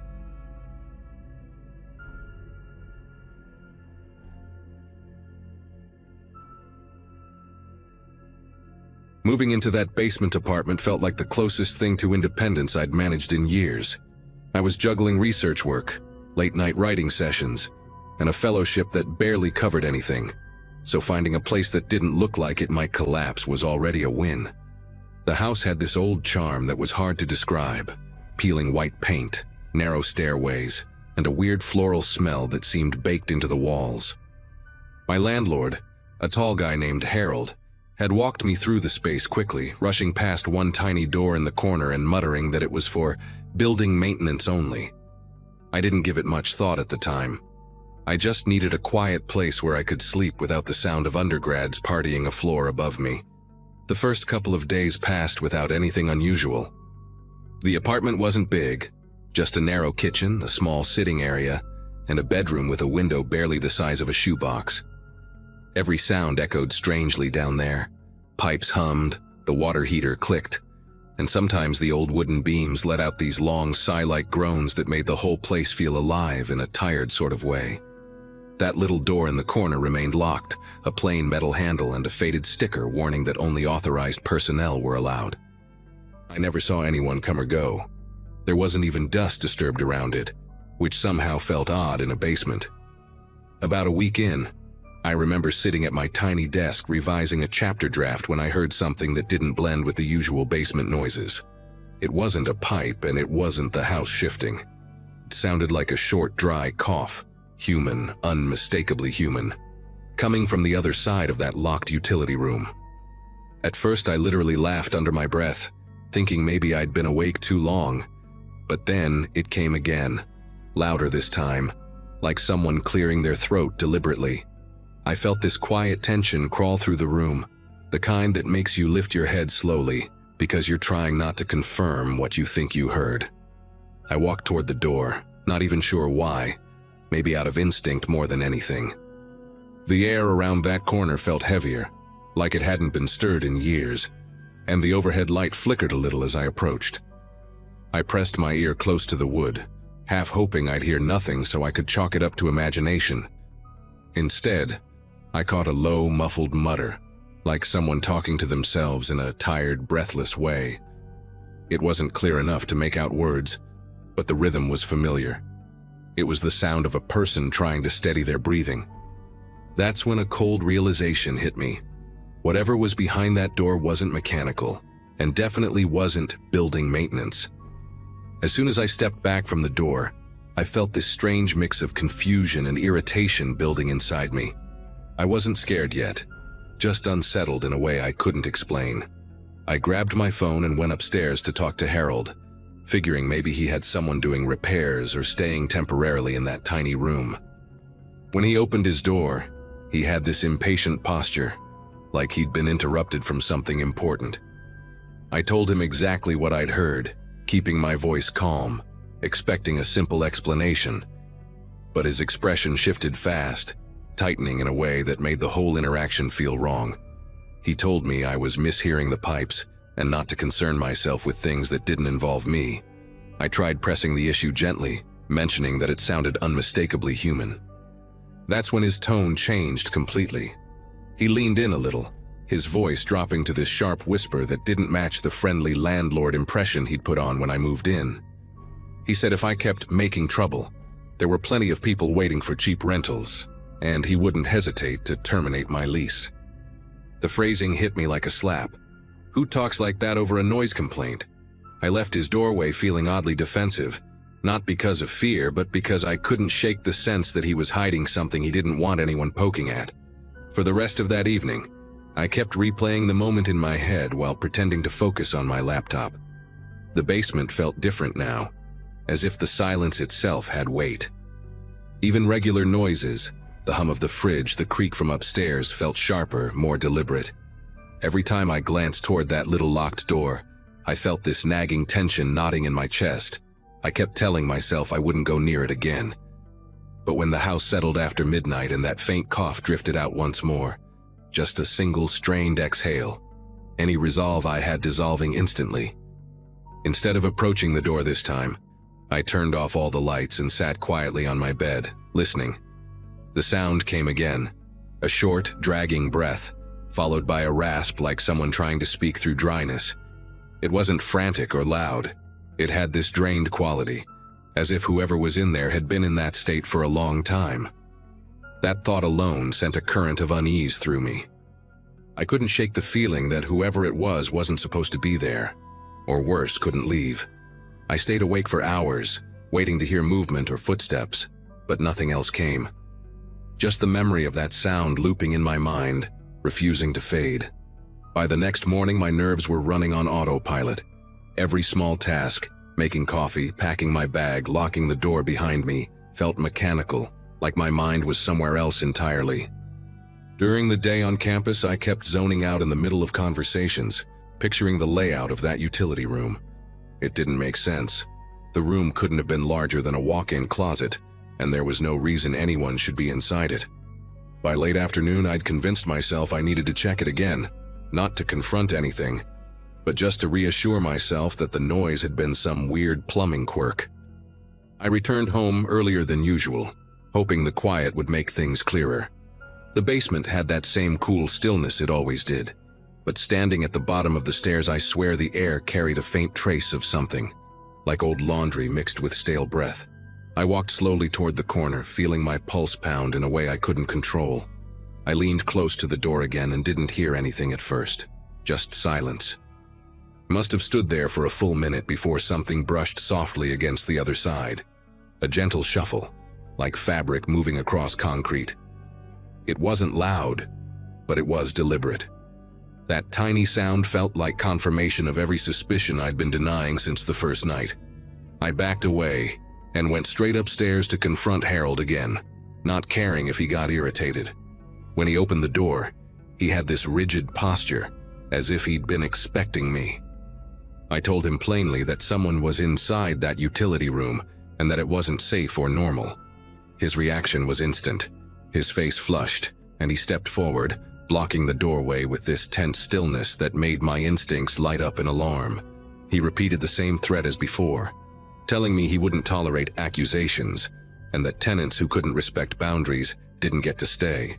There was something almost rehearsed about the way he said it. I didn't bother arguing. I turned around and left, but a new dread had settled in. If he was this protective of that door, then whatever was behind it wasn't just a problem. He was actively covering it up. That night I made a decision.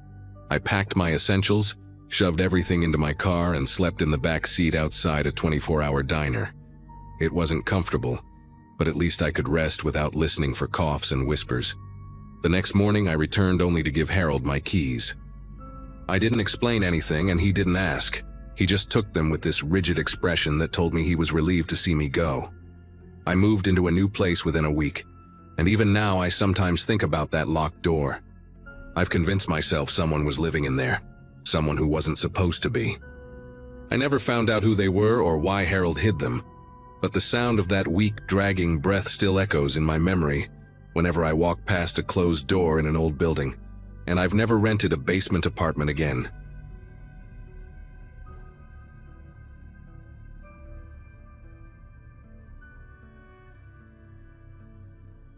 Settling into that suburban place felt strangely quiet from the start, like the kind of silence you only notice after living in a busy apartment for years. I'd taken the house because I needed a reset, new job across town, long shifts, and a growing urge to finally have space that felt my own. The street had wide lawns, old maples leaning over the sidewalks, and neighbors who waved from their driveways but didn't push conversation. That first week I spent most mornings sipping coffee by the kitchen window, trying to fall into a routine that made sense. It was during one of those early hours, when the sky looked washed out and pale, that I noticed someone standing near the back fence. At first my mind tried to label her as a neighbor walking a dog or checking a garden bed, but she wasn't doing anything, just standing there, still as a post, looking straight at the window where I stood. Her appearance didn't match what my brain expected from that distance. Shoulder-length dark hair with a messy streak of gray, a heavy knit sweater even though the air wasn't cold, and a posture that gave no hint of hesitation. She looked middle-aged, maybe early 50s, and held her hands close to her sides like she didn't trust them not to shake. What unsettled me most was the intensity of the stare, steady, unblinking, like she was trying to see past the glass and into the room. I remember stepping back, unsure of whether I should wave, shout, or just pretend I hadn't noticed. After a few seconds, she turned and walked off, moving with slow, deliberate steps toward the path behind the yard. No rush, no guilt, just quiet retreat. I waited another minute before even breathing normally again. The next morning she came back. Same spot near the fence, same stillness, same unwavering attention toward the kitchen window. That time I made myself act. I went outside, expecting her to step away or pretend she was lost. Instead, she faced me calmly, almost politely. She introduced herself as Marla and spoke in this oddly gentle tone, the kind you'd hear from someone offering condolences rather than explaining why they're trespassing. She said she used to live in my house and was just checking on things, as if that were completely normal. When I asked her to leave, she apologized so sincerely that it made me uncomfortable, like I'd interrupted something meaningful to her. She walked off again, quiet and slow, leaving me standing there with questions that felt too strange to ask out loud. By the third morning, her return didn't surprise me as much as it frustrated me.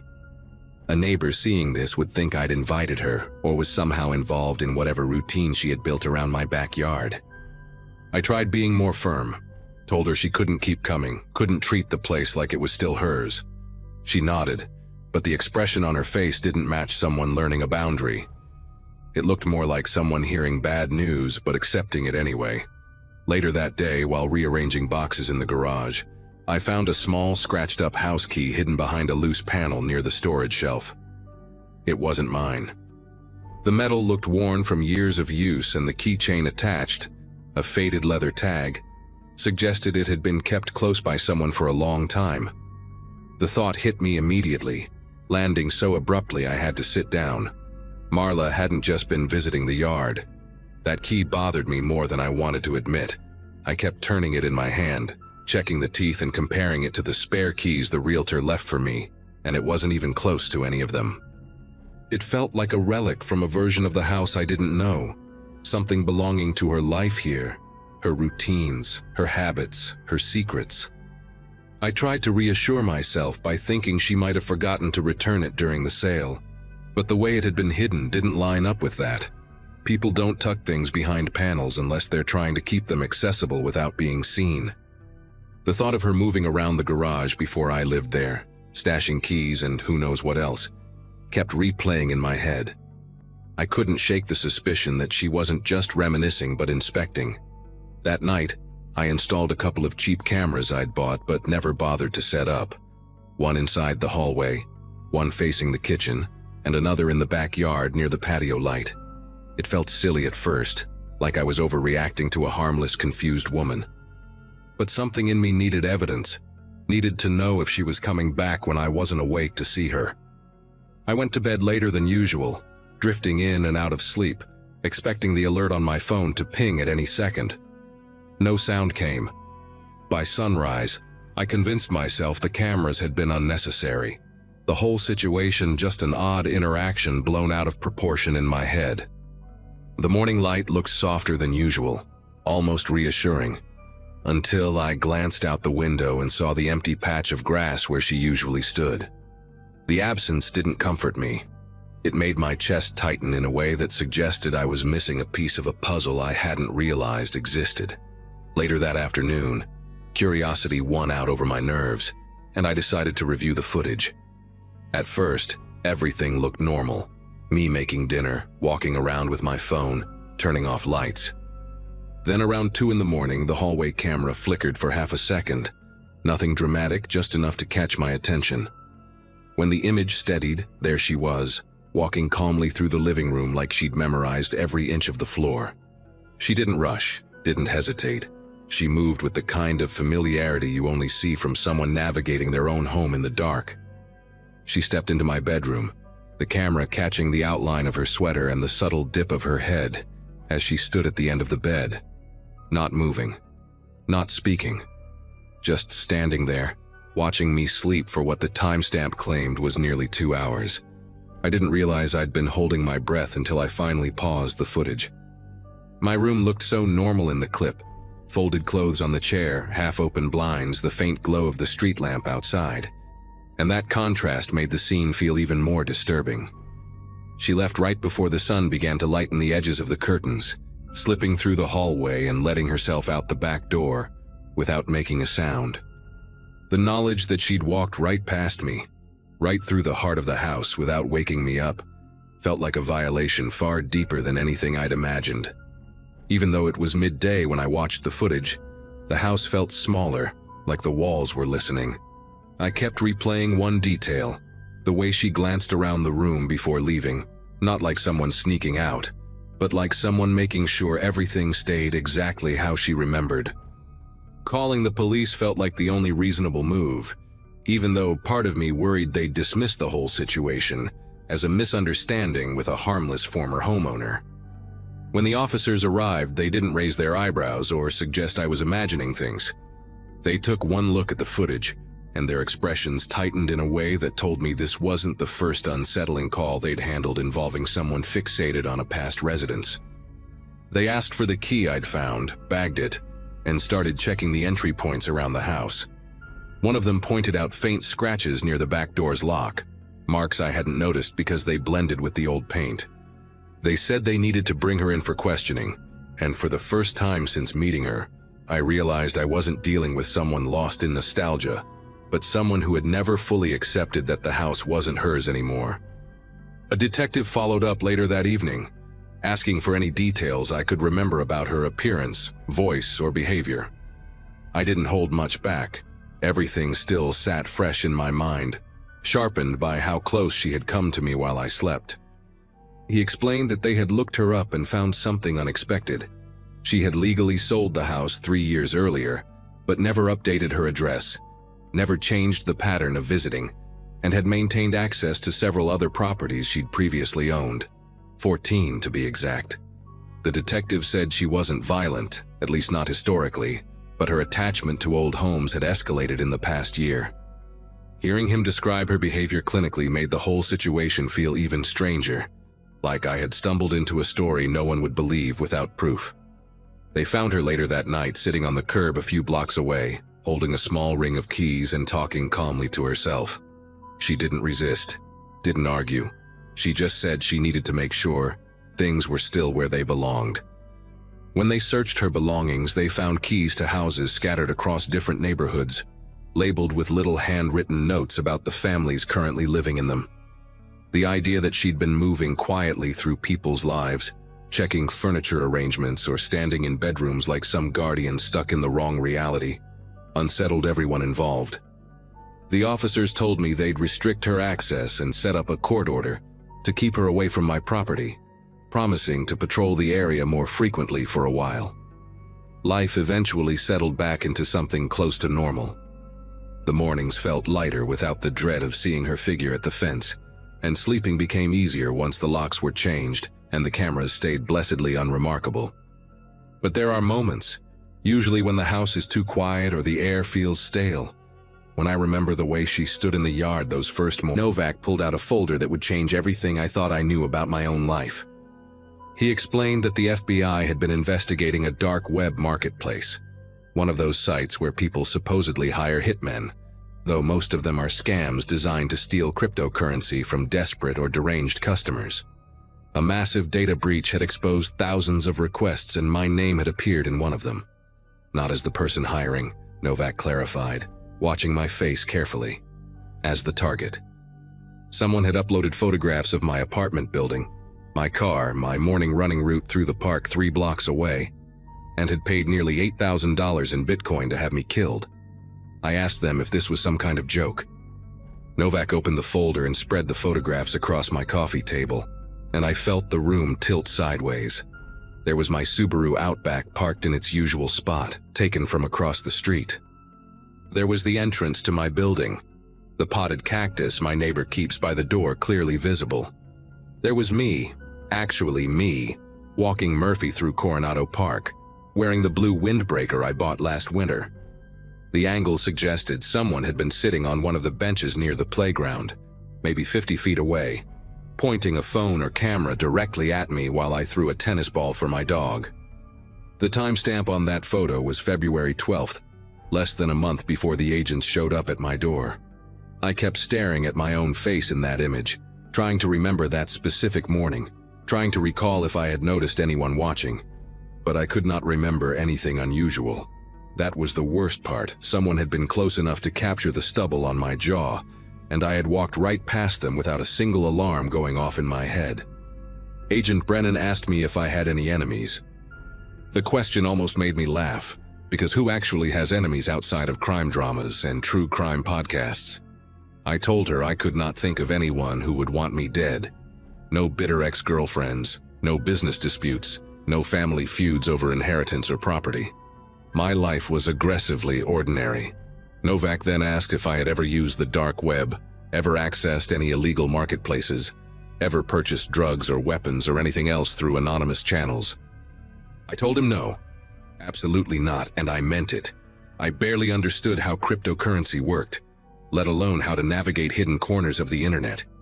He nodded slowly, then explained that the account used to place the hit request had been created using my name, my email address, and the last 4 digits of my social security number.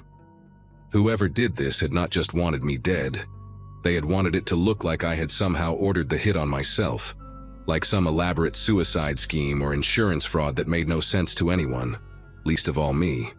The agent stayed for almost 2 hours, asking about my coworkers, my neighbors, my family, anyone who might have access to my personal information. They wanted to know about my daily habits, whether I varied my routine, whether I had noticed anyone following me or any strange vehicles parked near my home. I answered everything as best I could, but my mind kept drifting back to those photographs. The person who took them had been patient. They had studied me, learned my schedule, figured out exactly where I would be and when. This was not some random act by a stranger who picked my name out of a phone book. This was methodical, planned, almost professional in its execution. Before they left, Novak gave me his card and told me to call immediately if anything unusual happened. He also suggested I vary my routine, maybe stay with family for a while, consider installing a security system if I did not already have one. Brennan added, almost as an afterthought, that the marketplace had been a scam. No actual hitmen, just criminals collecting money and disappearing. That should have been reassuring. It was not. I called in sick to work the next day and spent the morning on my laptop, searching my own name obsessively, trying to figure out how someone could have gathered so much information about me. I checked my credit reports for signs of identity theft and found nothing unusual. I scrolled through my social media accounts, Instagram mostly, a Facebook I barely used, looking for anything that might explain how a stranger knew my running route or what time I left for work. My posts were mundane, unremarkable, the kind of content everyone shares without thinking twice. A picture of Murphy at the dog park, a sunset from my apartment balcony, a plate of tacos from my favorite restaurant downtown. Nothing that should have made me a target, nothing that revealed enough about my schedule for someone to track my movements with such precision. By noon, I had convinced myself that maybe this was all connected to a data breach I did not know about, some hacker selling personal information in bulk, and I had simply been unlucky enough to catch the attention of someone unstable. That theory held together for exactly 6 hours, until I checked my mailbox and found a plain white envelope with no return address and no postage, just my name printed in neat block letters. Inside was a single photograph. Me again, but this time sitting at a booth inside Frontier Restaurant, a place I had eaten at exactly once in the past month, on a Saturday afternoon when I met an old college friend passing through town. The photo was taken from somewhere near the entrance, probably through the window, and it captured me mid-laugh, a half-eaten burrito on the plate in front of me. On the back of the photograph, someone had written a single sentence in the same neat handwriting. "You should chew slower." I read those words maybe 15 times, trying to make sense of them, trying to understand what kind of person watches a stranger eat lunch and then delivers a cryptic message about chewing speed. My first instinct was to call Agent Novak, and I did, leaving a frantic voicemail because he did not pick up. My second instinct was to walk through my apartment checking every window lock, every door, every possible entry point. Murphy followed me from room to room, wagging his tail like this was some new game, completely unaware that his owner was quietly losing his grip on reality. I barely slept that night, sitting up in bed with the lights on, listening to every creak and groan of the building settling around me. Novak called me back the following morning and asked me to bring the envelope and photograph to the FBI field office downtown. I drove there with the evidence sealed in a plastic bag, checking my rearview mirror every 30 seconds like I expected to see someone tailing me. At the office, Brennan examined the photograph while Novak took notes, both of them wearing that carefully neutral expression that cops and agents must learn in training. They told me they would dust for fingerprints, analyze the handwriting, check security cameras in the area around my apartment building. But I could tell from their voices that they did not expect to find much. Whoever was doing this knew how to avoid leaving traces. Brennan asked me again if I could think of anyone at all, who might have a reason to frighten me like this. An ex-partner, a former friend, a co-worker I might have offended without realizing it. I mentioned a few names, people I had minor conflicts with over the years, but none of them seemed remotely capable of this level of obsession. She wrote down the names anyway and promised to look into them, but her tone suggested she was going through the motions more than expecting a breakthrough. I took 2 weeks off work after that. My boss was understanding when I explained there was a security situation, though I kept the details vague because I did not know how to summarize what was happening without sounding paranoid or crazy. I installed cameras around my apartment, two covering the front door, one on the balcony, one in the living room pointed at the main entrance. I changed my locks and added a deadbolt. I started parking in different spots each day and taking alternate routes whenever I left the building. Murphy and I stopped going to Coronado Park entirely, instead driving 20 minutes to a different part of town where I could walk him without feeling like prey in an open field. Every stranger became suspicious. The woman reading a book on a bench, the guy in the pickup truck parked across the street, the jogger who passed me twice on the same path. I analyzed faces, memorized license plates, looked for patterns that might reveal who was watching. The paranoia was exhausting, but I could not turn it off, not when I knew for certain that someone out there had documented my life in photographs and decided I was worth $8,000 dead. The second envelope arrived exactly 1 week after the first. Same handwriting, same lack of postage. This time the photograph showed my apartment building at night, taken from the parking lot, with my living room window circled in red marker. The lights were on in the photo, and if I looked closely I could make out the shape of myself standing near the kitchen counter, probably cooking dinner, completely unaware that someone was standing in the darkness below with a camera aimed at my home. The message on the back read, "New locks won't help." I remember sitting on my kitchen floor after reading that, my back against the cabinets, trying to breathe through the tightness in my chest. This person had been there. They had stood in my parking lot, maybe 100 feet from where I was at that moment, and they knew I had changed my locks. That meant they were still watching, still paying attention to every adjustment I made. The cameras, the new deadbolt, the varied parking spots, none of it mattered because they were always close enough to notice. I called Novak again and he answered this time, his voice tired and apologetic. The fingerprint analysis had come back empty. The security cameras near my mailbox had been angled wrong, capturing nothing useful. They were still investigating, he assured me, but there was nothing new to report. I decided I could not stay in that apartment anymore. My dad lived about 40 minutes outside the city, in a small house on 3 acres of land, with good sight lines, and a German shepherd named Duke who barked at anyone who came within 50 feet of the property. I packed a bag, loaded Murphy into the car, and drove out there on a Sunday afternoon, telling myself it was just temporary, just until the FBI figured something out or the stalker got bored and moved on to someone else. My dad did not ask too many questions when I showed up, just handed me a beer and said I could stay as long as I needed. He was a retired electrician, practical and calm, the kind of man who fixed problems instead of worrying about them. That night, sitting on his back porch watching the sun go down over the desert, I felt something close to safe for the first time in weeks. The property was isolated, hard to approach without being noticed, and Duke patrolled the perimeter like he was bred for exactly this purpose. I let myself believe just for a moment that maybe I had outmaneuvered whoever was doing this. Maybe distance was the answer. Maybe they would lose interest now that I was no longer following my predictable routine in the city. That belief lasted until Wednesday morning. I had just finished breakfast and was helping my dad replace a fence post in the back pasture when I noticed something stuck to the windshield of my Subaru, parked in the driveway near the house. At first I thought it was a flyer, some advertisement that had blown in from the road, but as I got closer my legs almost gave out beneath me. It was another envelope, same white paper, same block letters spelling my name. Inside was a photograph of my father's house, taken from the road at the edge of the property, with the kitchen window visible and 2 figures standing inside, me and my dad, drinking coffee that very morning. The message on the back was longer this time. Family is nice, shame to involve them. I stood there in the driveway, the desert wind pulling at my shirt, and I understood something with horrible clarity. This person was not going to stop. They had followed me 40 minutes outside the city to a location I had never mentioned to anyone except my sister and my boss. They had found me within days, and now they were threatening my father, a 67-year-old man who had nothing to do with any of this, whose only crime was letting his son hide in his home. I told my dad everything that afternoon.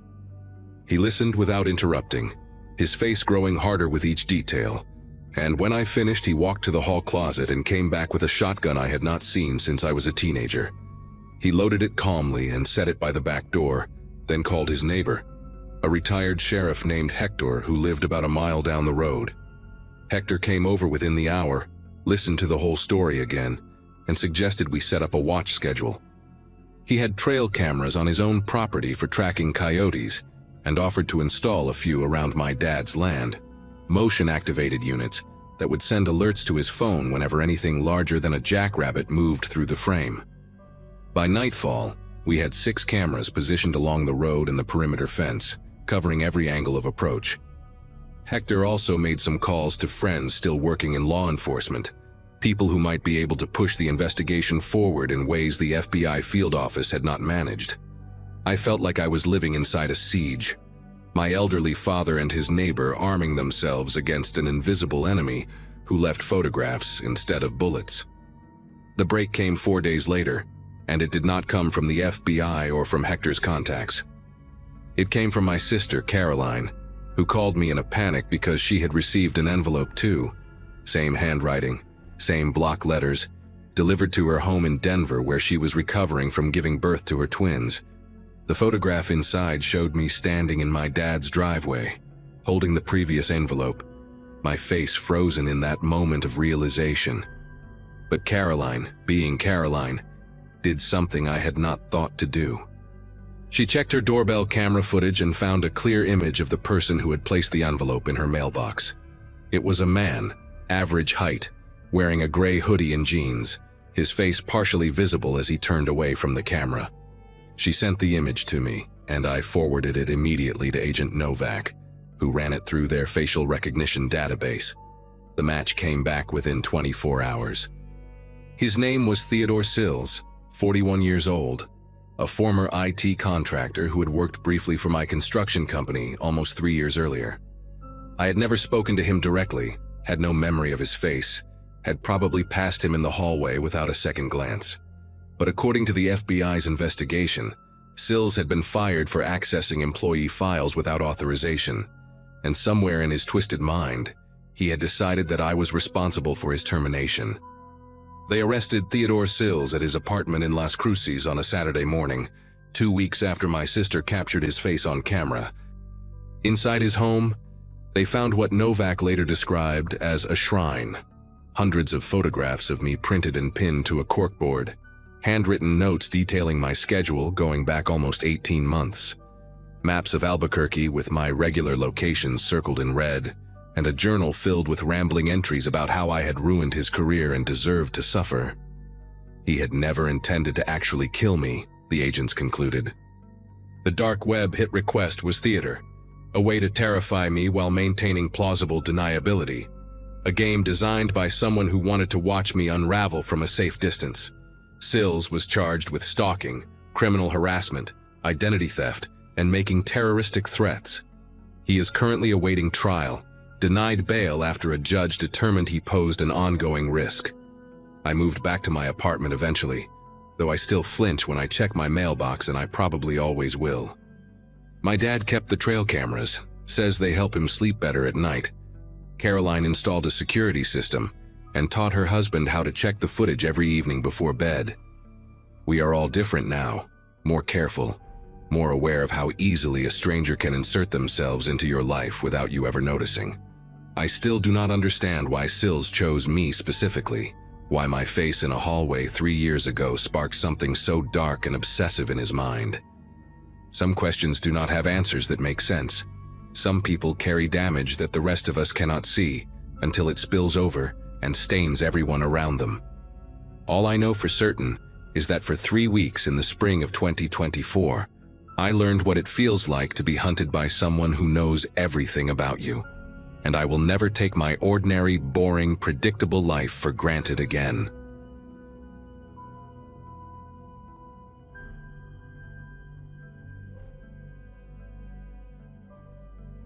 Curiosity has always been my worst trait.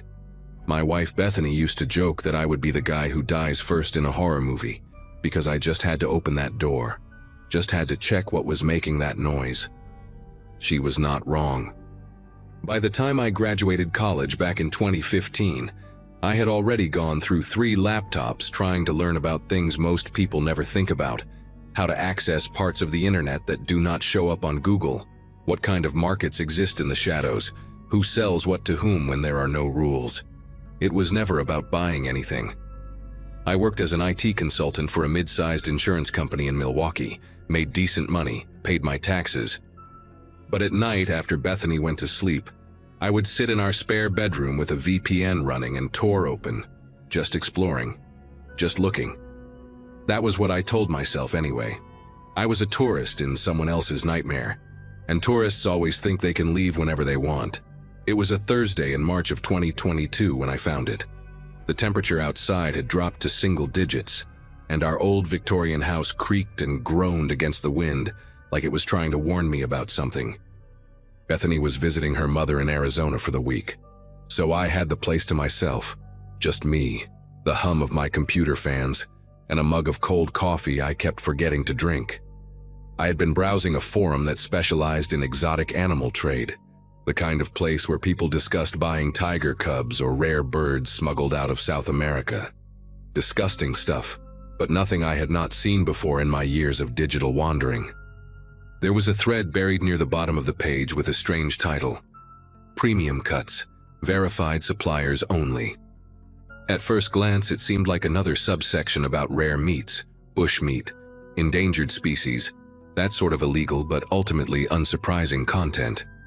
I clicked it without thinking much, the same way you might click any link that catches your eye.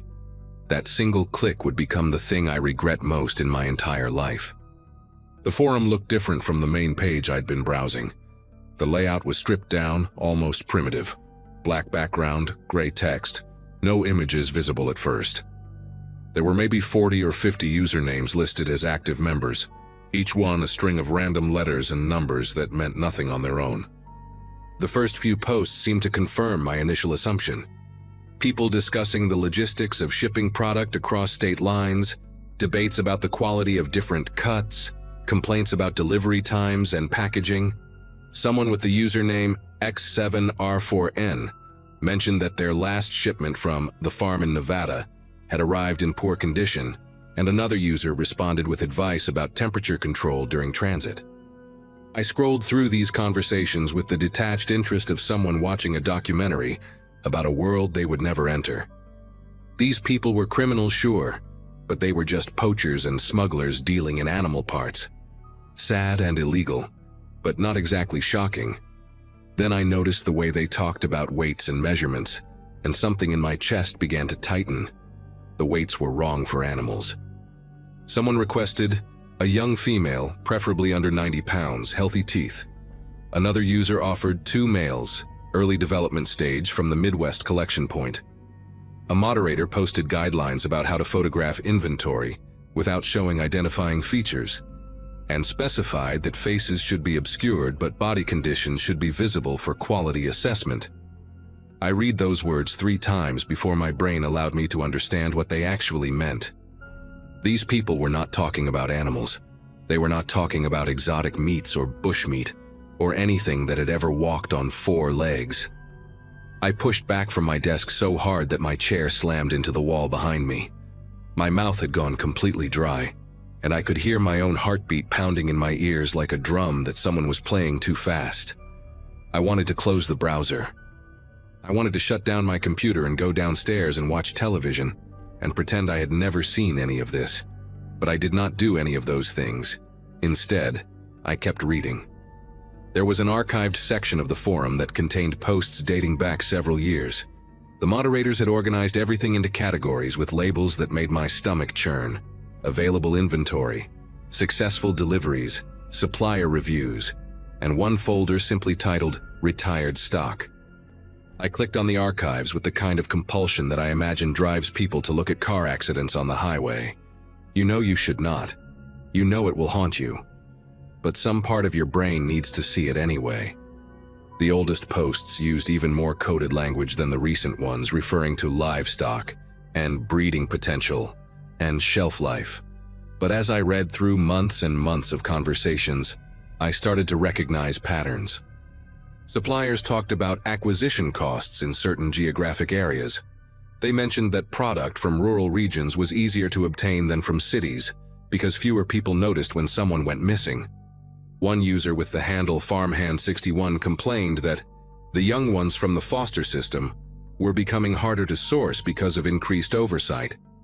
I felt bile rising in my throat as I read that sentence, and I had to close my eyes for a full minute before I could continue. The thing that finally broke something inside me was a photograph. Most of the images on the forum were blocked or deleted, replaced with text that said, "Image removed for security." But in one archived thread from 2018, someone had posted a picture that the moderators had apparently missed. It showed a room with concrete walls and a drain in the floor, the kind of industrial setup you might see in a meat processing plant. There were no people in the photograph, nothing explicitly violent or graphic, just that empty room with its harsh fluorescent lighting and a metal table in the center, positioned directly over the drain. The table had leather straps attached to its sides. Below the photograph, a user had commented, "New facility looking clean. Should increase processing capacity by 40% this quarter." I stared at that image until my vision blurred, trying to convince myself that it could be something else, anything else. A veterinary clinic, a butcher shop, some kind of legitimate industrial space that just happened to look like a scene from my worst nightmares. But I knew what I was looking at. I knew exactly what that room was designed for, and I knew that real human beings had been brought there against their will. I should have stopped there. I should have taken screenshots, contacted the FBI, and walked away from my computer forever. But something else had caught my attention in the archived threads, references to specific locations and dates that seemed too detailed to be random. A user called Transit9 had posted about a pickup near a truck stop outside of Tucson in November of 2017. Another mentioned a batch that had been processed in a rural area of eastern Missouri the following spring. These were not vague comments. They included highway numbers, approximate mileage from major cities, and sometimes even weather conditions on the day of the operations. My hands moved to my keyboard almost without my permission, and I opened a new browser window. A regular one this time, not running through Tor. I typed the date and location from the Tucson Post into a news search. It took me less than 30 seconds to find an article about a missing 17-year-old girl named Brittany Saunders, who had last been seen at a gas station along that exact stretch of highway, just 2 days before the forum post was made. Her case was still unsolved, her family was still looking for her, and someone on that forum had referred to her as fresh product, minimal transport damage. I spent the next 4 hours cross-referencing forum posts with missing persons databases. By the time the sun started coming up through my office window, I had matched 7 different discussions to real disappearances. A 19-year-old boy from rural Kansas who vanished while walking home from his night shift at a warehouse. Twin sisters from a small town in Minnesota who went missing during a family camping trip. A homeless woman in her 20s whose case had barely made the local news in Albuquerque. Each time, the forum posts lined up with the locations and time frames in ways that could not be coincidental. The users talked about these people the way restaurant suppliers might discuss shipments of beef or chicken, quality ratings, complaints about damaged goods, arguments about pricing. One thread contained a detailed review of a supplier who operated somewhere in the Great Lakes region, praising his ability to acquire clean product with no prior documentation. I realized with a sickening clarity that they meant people who would not be missed. Runaways, homeless individuals, undocumented immigrants, people whose disappearances would never make national headlines, whose faces would never appear on primetime news segments. The system was designed to target the invisible, and it had been operating for years right beneath the surface of the world I thought I knew. By mid-morning, I had compiled a document with everything I had found. Screenshots of forum posts, links to news articles about the missing persons cases, a timeline showing how the dates matched up. My eyes burned from staring at the screen all night, and my body ached from sitting in the same position for hours without moving. I had not eaten anything since dinner the previous evening, but the thought of food made me physically ill. I saved the document to an encrypted folder, and then sat there for a long time, trying to figure out what to do next. Calling the local police seemed pointless. This was clearly something that spanned multiple states, maybe even multiple countries. The FBI had a tip line for crimes like this, but I had no idea how to explain what I had found without also explaining how I had found it. Would they take me seriously, or would they treat me as a suspect? I had spent years poking around in corners of the internet where illegal things happened. My browsing history alone could probably get me flagged by a dozen different agencies. But I kept thinking about Brittany Saunders, about her photograph in that news article. A senior portrait with a bright smile and a blue background. The kind of picture that ends up on missing posters and milk cartons.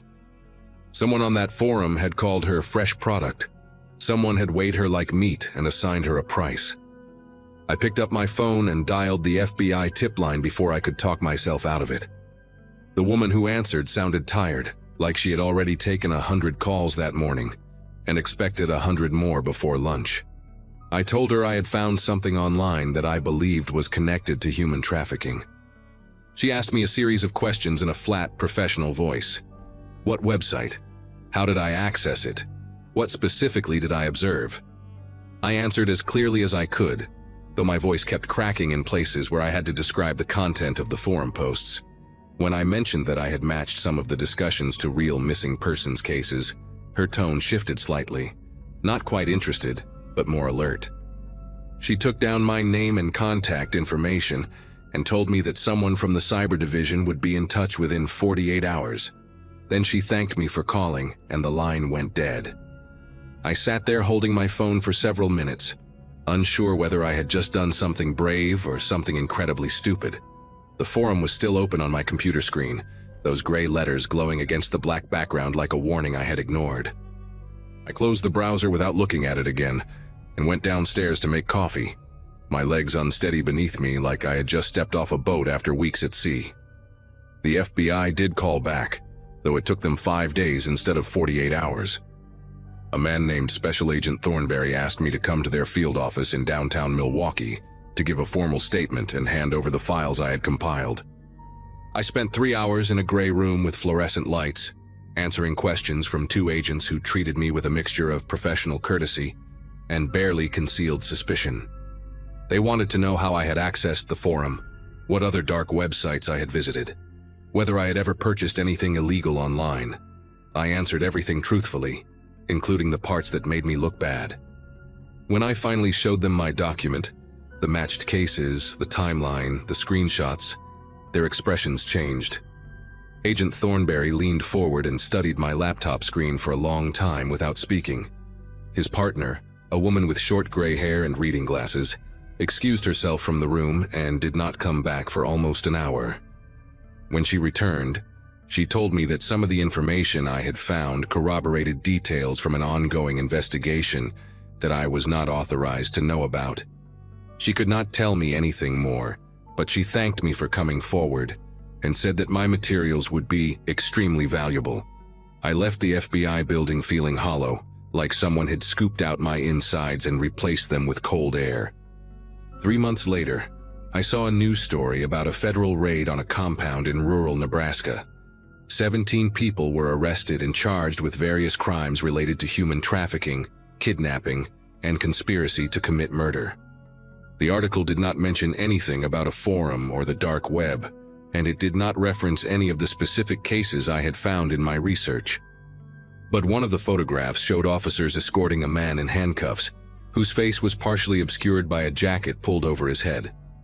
Below the image, a caption identified him only as a key figure in the trafficking network believed to have operated across multiple states. I stared at that photograph for a long time, wondering if he was one of the usernames I had seen on the forum, Farmhand61 or Transit9, or any of the others who had discussed human beings like cuts of meat. I never found out for certain. The FBI never contacted me again after that initial meeting, and I never tried to access that forum or anything like it ever again. I deleted Tor from my computer, canceled my VPN subscription, and told Bethany that I was done with my late-night explorations of the internet's dark corners. She did not ask why, and I did not offer an explanation. Some things are too heavy to share, even with the person you love most in the world. To this day, I still think about Brittany Saunders and the others whose names I found in those archives. I think about the ones I did not find, the ones who disappeared without anyone ever noticing. And sometimes, late at night when I cannot sleep, I wonder how many forums like that one are still out there, operating quietly in the shadows while the rest of us scroll through our phones and pretend the world is a safer place than it actually is.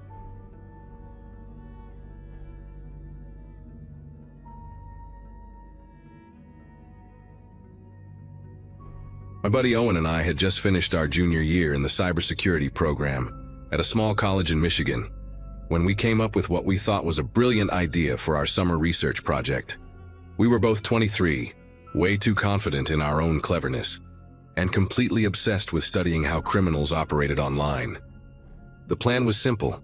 We would create a fake service on the dark web, something that offered vague problem solving for people who needed things handled discreetly. We figured we would attract a bunch of scammers trying to scam us, maybe some curious people poking around, and we could document the whole thing for a paper on criminal psychology and online behavior. Owen had the technical skills to set up the hidden service, and I handled the writing, creating this mysterious persona that promised results without ever specifying what kind of results. We thought we were so smart, two kids playing pretend in a world we did not actually understand. We launched the site on a Saturday morning in June 2023, sitting in Owen's cramped apartment with the blinds closed and energy drinks scattered everywhere. The interface was deliberately minimal, just a black background with white text, a contact form, and a Bitcoin wallet address. We called it The Fixer because it sounded generic enough to attract attention without being too specific. For the first 3 days, nothing happened.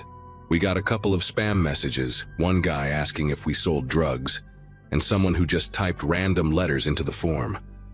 Owen and I joked about how anticlimactic the whole thing was, how we had built this elaborate trap and caught nothing but bots and teenagers. We were actually considering shutting it down and pivoting to something else when the first real message came through on Tuesday night. I remember Owen calling me over to his laptop, his voice different than usual, and when I read what was on the screen, neither of us said anything for a long time. The message was detailed in a way that made my throat tighten. Someone with the username NeedHelp99 had written 3 paragraphs about a woman named Jennifer Ashworth who lived on Crescent Drive in a town called Millbrook, Pennsylvania. The message included her daily schedule, what time she left for work, what car she drove, a silver Toyota Camry, and the fact that she lived alone with a small dog. The person writing wanted to know our rates for making her go away permanently, and emphasized that payment would not be an issue. They had already sent $500 worth of Bitcoin to our wallet as a show of good faith, asking us to confirm receipt and provide further instructions. Owen and I just stared at each other. This was not some edgy teenager trying to be scary. This was someone who had done research, who had watched this woman, who had real money to spend. The Bitcoin was already sitting in our wallet, and suddenly our little academic experiment felt like a weight pressing down on my chest. We did not sleep that night. Owen wanted to shut everything down immediately, delete the site, abandon the wallet, pretend none of it ever happened. But I kept thinking about Jennifer Ashworth, this random woman in Pennsylvania who had no idea that someone out there wanted her dead badly enough to pay for it. We looked her up, and she was real.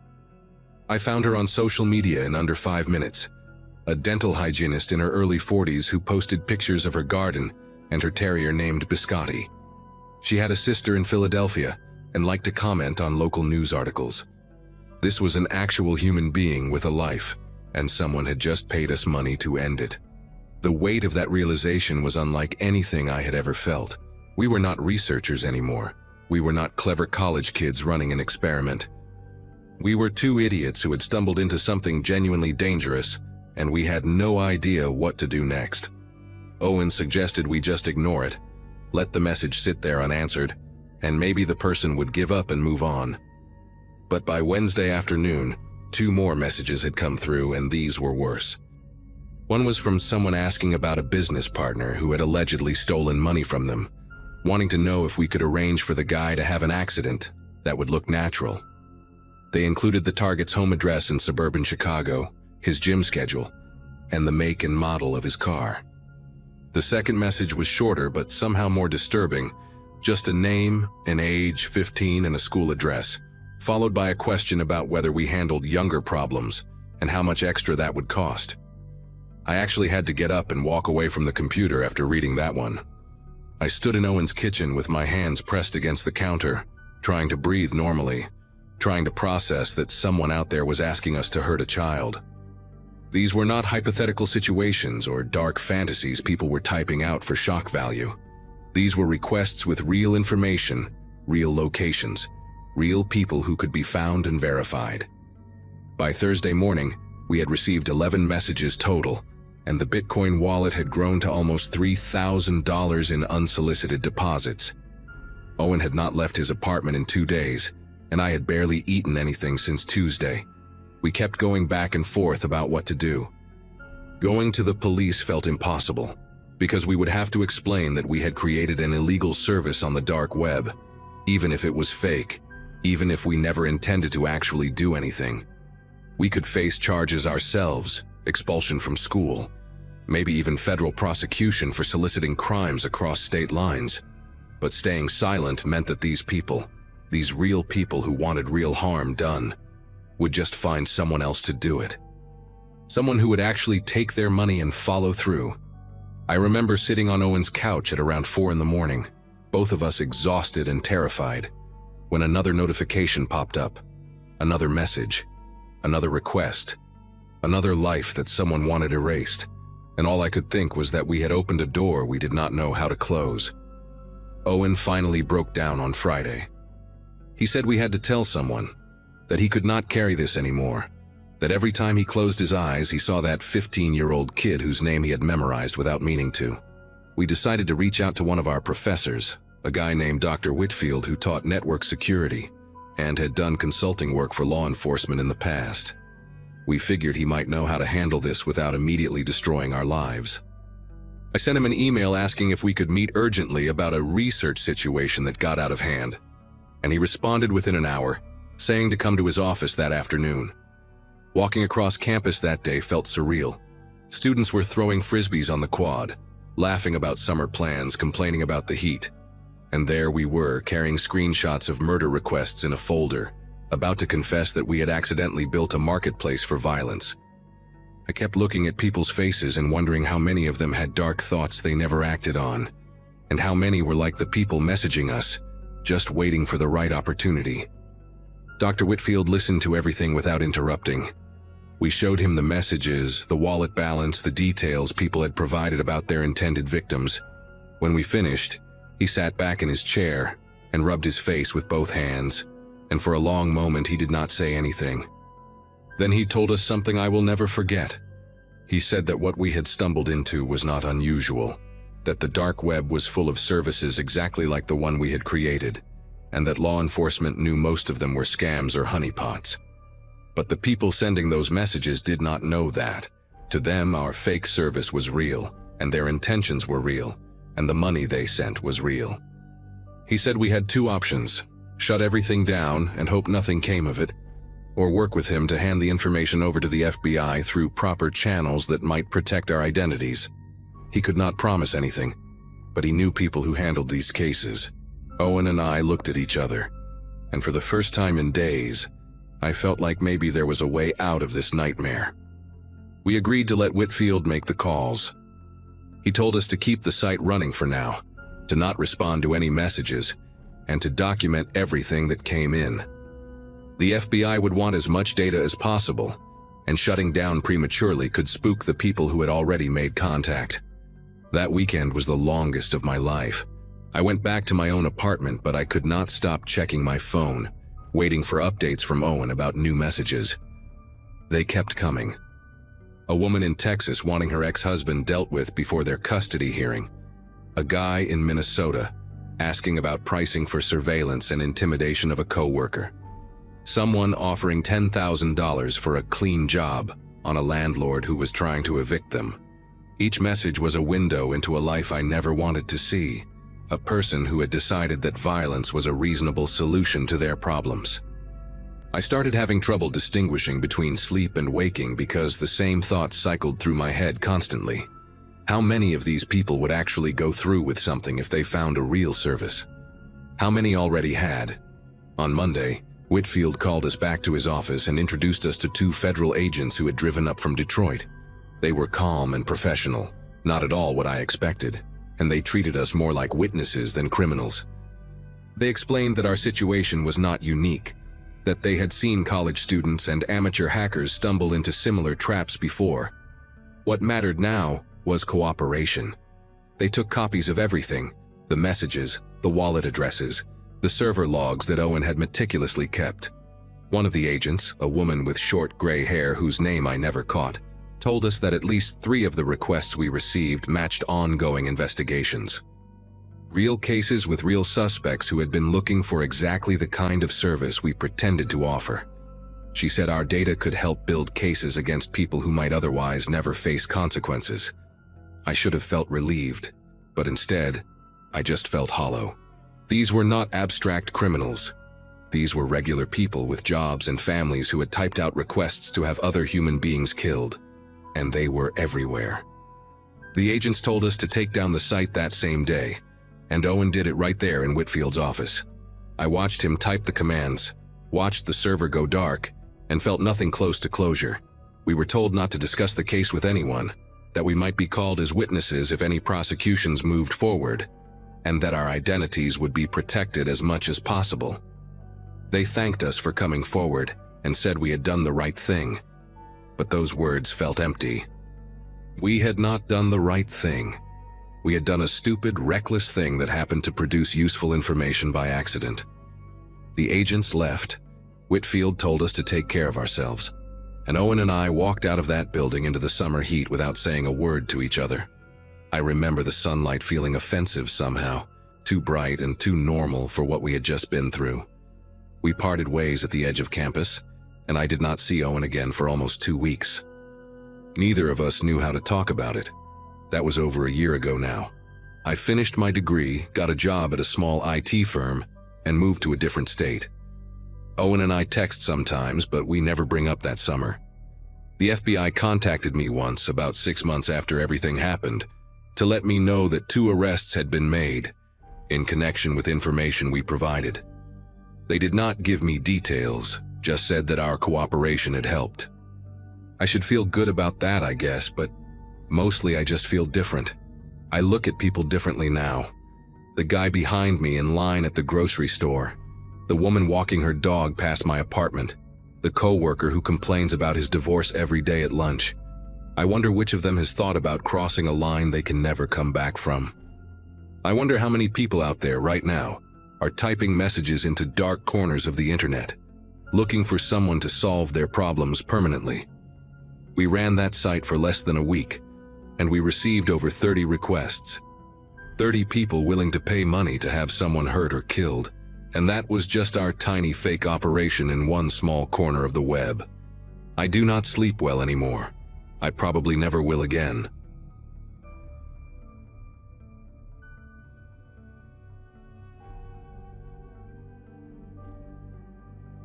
Most people my age spend their evenings watching television or scrolling through Facebook, but I have always been drawn to the forgotten corners of the internet.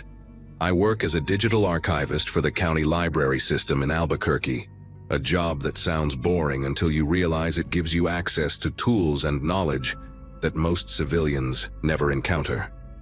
My daughter left for college in Arizona back in 2018, the same year my husband started traveling 3 weeks out of every month for his consulting firm, and suddenly, I had more empty hours than I knew what to do with.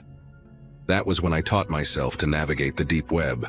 It began as professional curiosity. I was trying to recover old community forums that had disappeared when their servers went offline, preserving digital history that would otherwise be lost forever. I learned how to use Tor, how to read onion addresses, how to trace the ghosts of websites through mirror sites and archive services. My coworkers joked that I was becoming obsessed. They had no idea how right they were. On a Wednesday night in early March, I found something that I cannot stop thinking about even now, months later. I had been following a trail of dead links for hours, starting with an old photography forum from 2004 and bouncing between archive mirrors until I barely remembered where I had begun. That was when the page loaded, a personal blog that looked like it belonged to another era entirely. Plain white background, Times New Roman font, no header images or sidebars or any of the things modern websites have. The URL was a meaningless string of letters and numbers, the kind that gets auto-generated when someone does not bother choosing a real address. What caught my attention was the date on the most recent post, just 3 weeks earlier. Everything about the site screamed early 2000s, yet someone was still updating it. The post was titled, "Lessons from February," and I assumed it would be the usual self-help nonsense or amateur creative writing. I scrolled down and started reading, and within 30 seconds I felt my entire body go rigid in my chair. The writing style was fragmented, almost stream of consciousness, like someone jotting down thoughts without any intention of making them coherent. The first entry talked about mistakes and lessons learned, phrases that seemed innocent enough on their own. But the context was all wrong. The author wrote about someone who did not cooperate and how frustrating that had been, how it had forced a change in plans.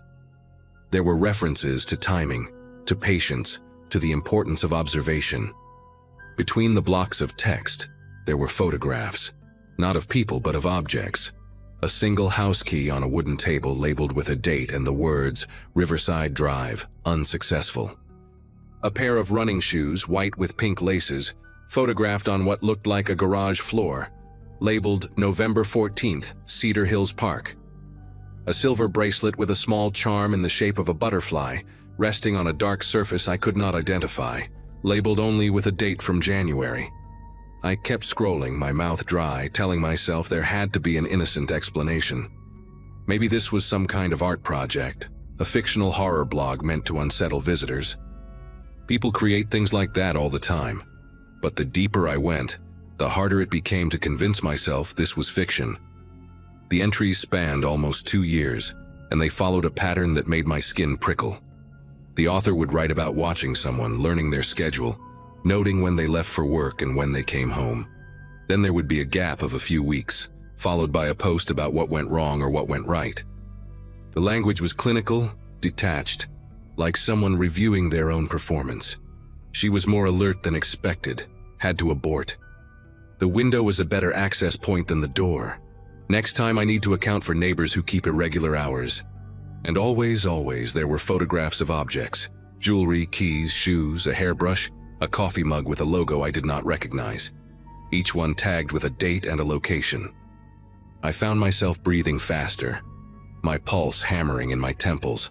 I grabbed a notebook from my desk and started writing down every location mentioned, every date, every detail I could extract from those cryptic entries. I needed to prove to myself that this was fake, that none of it matched anything real. It took me less than an hour to find the first match. One of the entries from October mentioned a location called Ridgecrest Avenue, a name I did not recognize, but that sounded local enough to search. I typed it into a regular browser along with the word "missing" and the year, and the results made me push back from my desk so hard my chair nearly tipped over. A woman named Felicity Dunn had disappeared from Ridgecrest Avenue in October of the previous year. She was 26 years old, a veterinary technician, last seen leaving her apartment complex around 7 in the morning. Her car was found parked at a trailhead 15 miles outside of town, but she was never located. The case was still open. I pulled up every news article I could find about her, scanning for details, and then I went back to the blog and read that October entry again.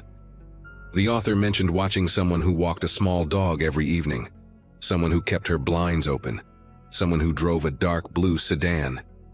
Felicity Dunn owned a Chihuahua mix named Peanut.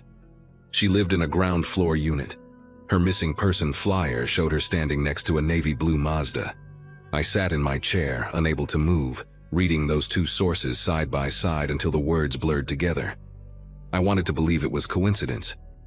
Ridgecrest Avenue is not an uncommon street name, and plenty of young women have small dogs and dark sedans. But something in my gut knew better. I went back to the blog and found the photograph attached to that October entry. A single silver stud earring shaped like a tiny star, resting on what looked like concrete. I searched for more images of Felicity Dunn and found an Instagram account her family had kept public as part of the search efforts. In photo after photo, she wore the same small silver stars in her ears. They had been a gift from her grandmother, according to one of the caption. I closed my laptop and sat in the dark for a long time, listening to the hum of the refrigerator down the hall, trying to process what I had just found. Either I had stumbled onto the personal journal of someone who was fantasizing about crimes he had read about in the news, or I had found something much worse. A record. A trophy case. The private documentation of someone who was actively hunting people in my city and getting away with it. I did not sleep that night. I made coffee at 2 in the morning and sat at my kitchen table with my notebook, going through every entry on the blog and cross-referencing each location and date with local news archives. By sunrise, I had found 3 more potential matches. A woman named Iris Calloway, who vanished from a neighborhood called Sunset Terrace in August. The blog mentioned that same area and described someone who moved too quickly and noticed things she should not have noticed. A college student named Brooke Ellison who disappeared from near the university campus in December. Her backpack found abandoned in an alley behind a coffee shop. The blog had an entry from that same week about a near miss and the difficulty of working in areas with too many witnesses. And most disturbingly, a Jane Doe case from the previous spring. A body discovered in an arroyo on the outskirts of the city, never identified. The blog entry from that period talked about finishing what was started and included a photograph of a thin gold necklace with a broken clasp. Each connection I found made me feel more certain and more terrified. This was not fiction. This was not a game. Someone was documenting their crimes in a hidden corner of the internet, and I had found it by accident. The entry that finally pushed me to action was dated just 6 weeks before I discovered the site. It mentioned a location I recognized immediately, Lomas Boulevard, less than 3 miles from my own house. The author wrote about a new subject, someone they had been watching for several weeks, someone whose patterns were predictable and whose building had poor security. There was a photograph of a keychain, a small leather strap with a brass initial charm, the letter K, and a note about how easy it had been to make a copy while the subject was distracted at a laundromat. I searched for recent missing persons reports from that area and found nothing, which should have been a relief but instead filled me with dread. The blog entry was recent. The author was still watching. Whoever owned that keychain might still be alive, still going about their daily routine, completely unaware that someone had copied their key and was waiting for the right moment. I could not just sit on this information. I could not go back to my normal life and pretend I had never seen any of it, but I also had no idea what to do next, or who would even believe me. I called the Albuquerque Police Department that same morning, my voice shaking as I tried to explain what I had found. The woman who answered transferred me twice before I finally reached a detective in the missing persons unit, a man named Sergeant Orozco, who listened patiently while I stumbled through my story. I told him about the blog, about the photographs of personal items, about the locations and dates that matched open cases. I gave him the names: Felicity Dunn, Iris Calloway, Brooke Ellison. I described the entry about Lomas Boulevard and the copied key. When he finished, there was a long pause on the other end of the line. Sergeant Orozco asked me how I had found this website, and I explained about my work, about the deep web, about following dead links through archive services. He asked if I had saved any of the content, and my heart sank because I had not. I had been so focused on researching the connections that I never thought to take screenshots or download the pages. He gave me his email address and asked me to send him the URL so their digital forensics team could take a look. I thanked him and hung up, already opening my laptop to retrieve the address from my browser history.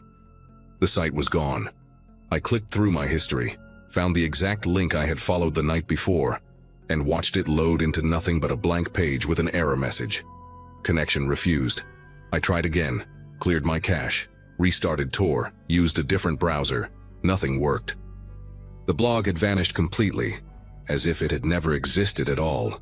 I sat there staring at the error message, feeling a cold weight settle in my stomach. Whoever ran that site had either taken it down on their own or had some way of knowing when they were being watched. I emailed Sergeant Orozco anyway, sending him the URL and explaining that the page was no longer accessible. I attached my handwritten notes, everything I had documented during my sleepless night, every name and date and location I had connected. His response came 3 hours later. A polite thank you for my concern, a note that the digital forensics team had been unable to locate any content at the address I provided, and a suggestion that I might have encountered a hoax or an elaborate piece of horror fiction designed to seem realistic. He said they would keep my notes on file, but there was nothing actionable without evidence. I read that email 4 times, each time feeling more sick than before. For the next 2 weeks, I became obsessed with finding the site again. I spent every free moment retracing my steps through the deep web, following every dead link I could remember, searching for any fragment of the blog that might have been cached or mirrored somewhere. I found nothing. It was like chasing smoke. Meanwhile, I kept checking the local news, dreading the moment when a new missing person report would appear, when another woman would vanish from Lomas Boulevard or somewhere nearby. I thought about the keychain with the letter K, about the person who owned it, about the copied key sitting in some predator's pocket. I thought about knocking on doors in that neighborhood, warning strangers about a threat I could not prove, but I knew how that would look. A middle-aged woman ranting about a website nobody else had seen, sounding exactly like the kind of person people cross the street to avoid. My husband came home from one of his trips and found me sitting in the dark at 3 in the morning, laptop open, eyes red from exhaustion. He asked me what was wrong and I tried to explain, but the words came out scattered and paranoid. He held my hand and told me I needed to step away from the computer, that I was scaring him. Maybe he was right. Maybe I was losing perspective. But I could not shake the knowledge of what I had seen. The news broke on a Sunday morning in late April. A woman named Kendra Vogel had been reported missing from her apartment on Lomas Boulevard. She was 31 years old, a physical therapist last seen by a coworker on Friday evening. Her door showed no signs of forced entry. Her car was still in the parking lot. Her family said she would never leave without telling someone, that she was not the type to just disappear. I stared at the article on my phone, reading the name over and over again. Kendra, the letter K on the keychain. He had a copy of her key. He had been inside her apartment before she even knew she was in danger. I called Sergeant Orozco immediately and left a voicemail that probably sounded unhinged. I told him about the blog entry, about the keychain, about how I had tried to warn him weeks ago. He called me back that afternoon, and this time his tone was different. He asked me to come to the station and give a formal statement. He asked if I would be willing to work with their digital forensics team to try to reconstruct my search history from that night. He did not apologize for dismissing me before, but I could hear something new in his voice, something that sounded almost like fear. I told him I would be there within the hour. The next 3 months were a blur of interviews, forensic analysis, and waiting. The police tech team managed to recover fragments of my browsing history, enough to confirm that I had accessed something on the deep web that night, though the actual content of the site remained unrecoverable. They cross-referenced my notes with their case files and found details that had never been released to the public. The specific location where Felicity Dunn's earring had been found, the broken clasp on the Jane Doe's necklace, the exact time window when Brooke Ellison had last been seen. I had no way of knowing those things unless I had seen them somewhere, and the only place I could have seen them was that blog. Sergeant Orozco stopped treating me like a nuisance and started treating me like a witness. They brought in FBI consultants who specialized in online predators, people who understood how criminals use the dark web to document and share their activities. One of them, a woman with gray hair and tired eyes, told me that what I had stumbled onto was not unique. There were others out there, hiding in plain sight on forgotten corners of the internet, keeping records that no one would ever find unless they got very lucky or very unlucky. She said I was the first credible lead they had found in years. That did not make me feel any better. Kendra Vogel was found in early July, alive, in a storage unit on the edge of the city. A neighbor had reported a strange smell coming from the facility, and when police investigated, they found her dehydrated, malnourished, but breathing. She had been held there for almost 2 months.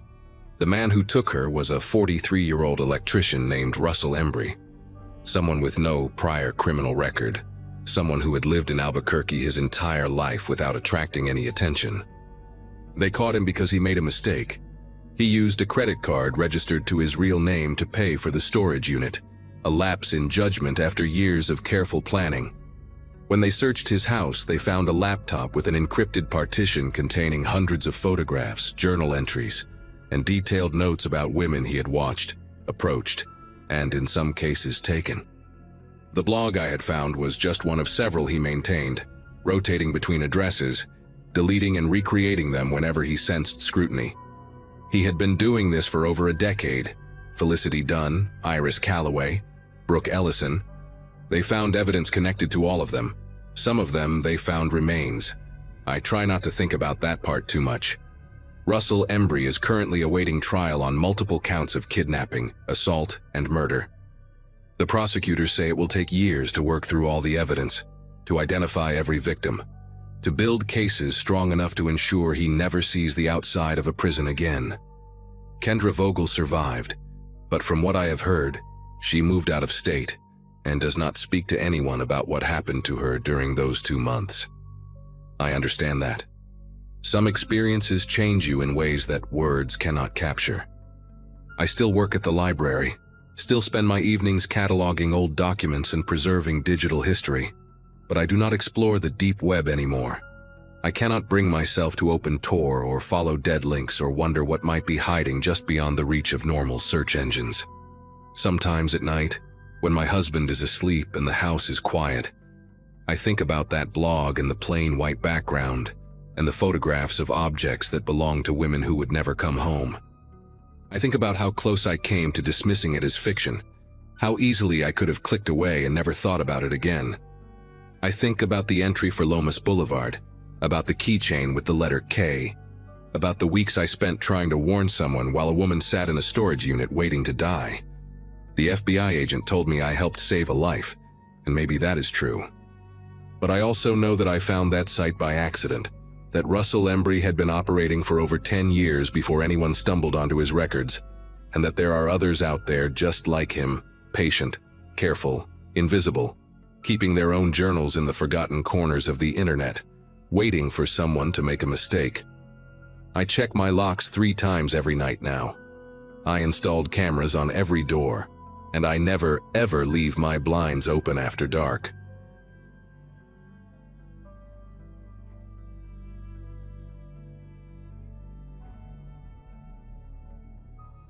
Friday nights alone used to feel like a luxury.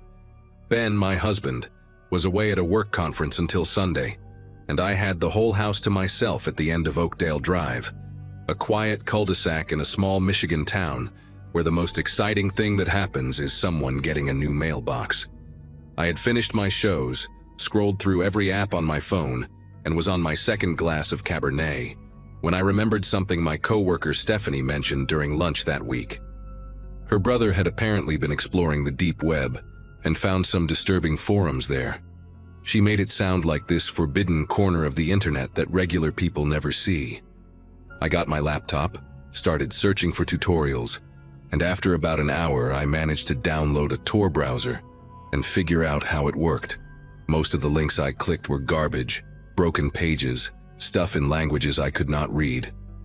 But then I found this one forum that loaded perfectly, and I wish to God it had been broken too. The forum looked ancient, like something from the early 2000s, with a dark background and plain white text. No fancy graphics, no logos, just threads and usernames that were random strings of numbers and letters.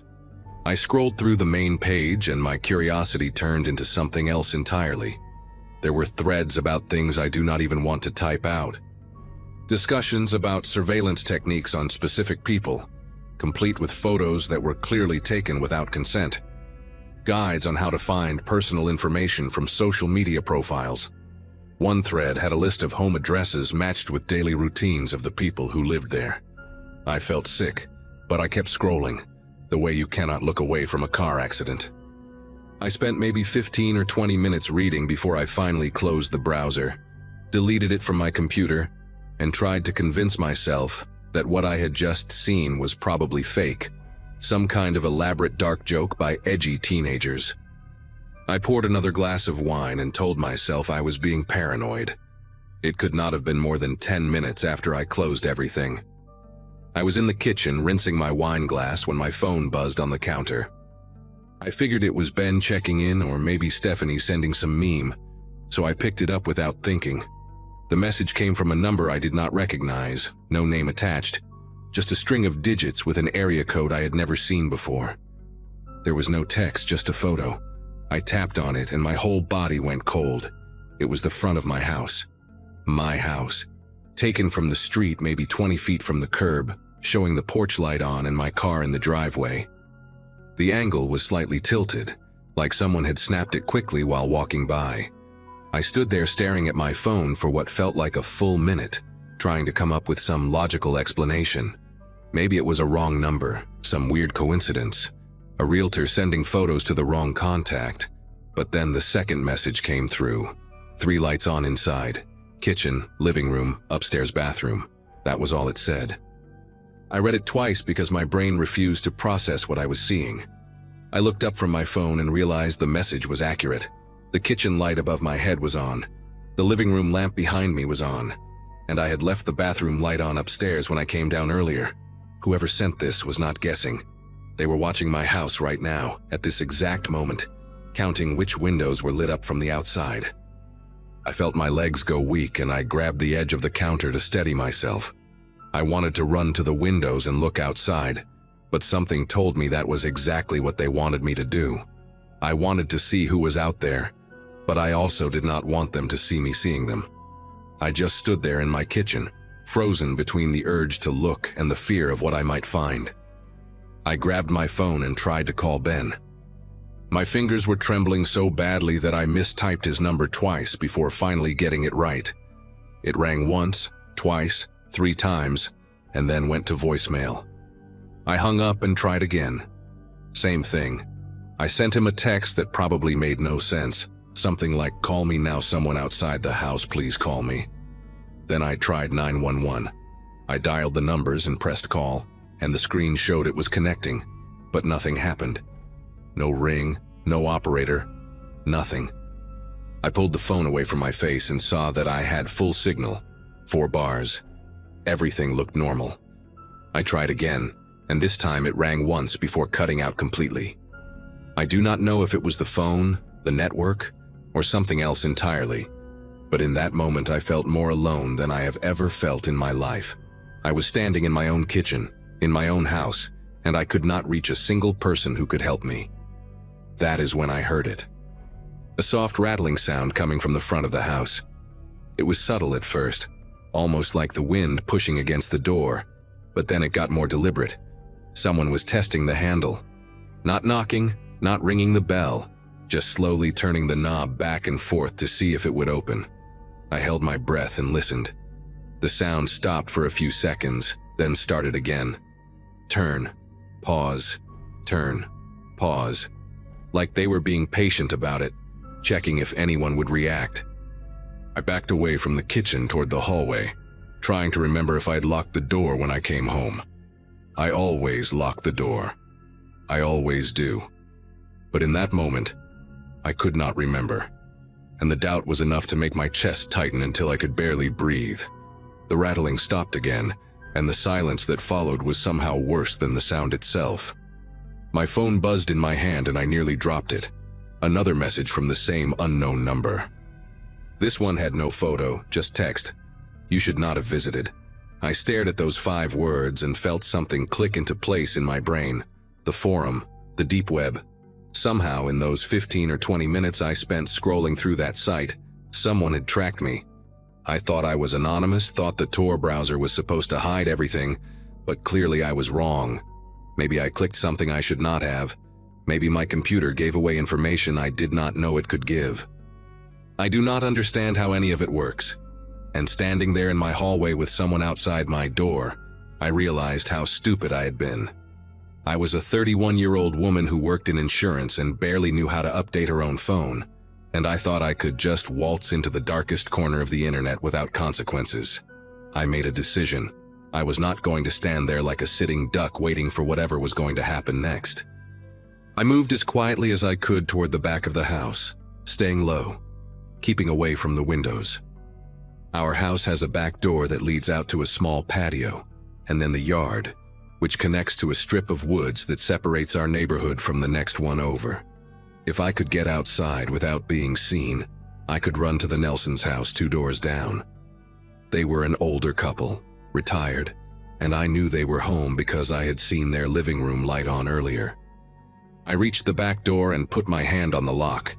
It was a sliding glass door, the kind that makes noise no matter how careful you are. I took a breath and started to slide it open, just an inch at first, then a little more.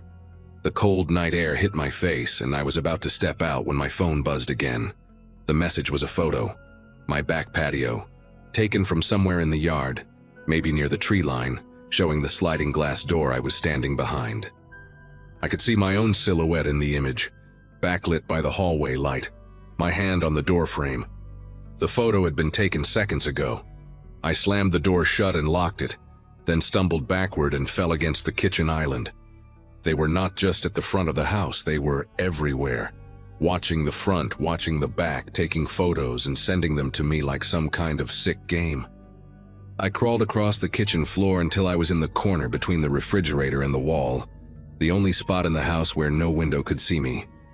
I pulled my knees up to my chest and sat there shaking, my phone clutched in both hands. I tried 911 again. This time it connected. A woman's voice answered, calm and professional, asking what my emergency was. I started talking so fast I could barely get the words out.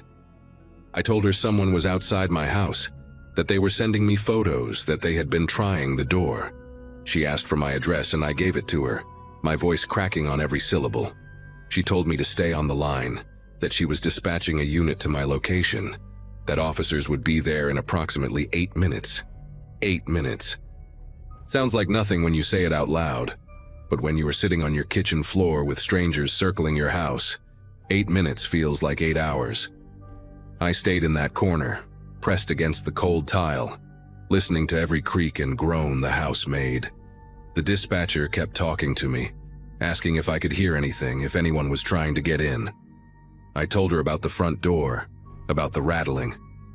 She told me to stay away from the doors and windows, to keep the lights on so the officers could identify the house.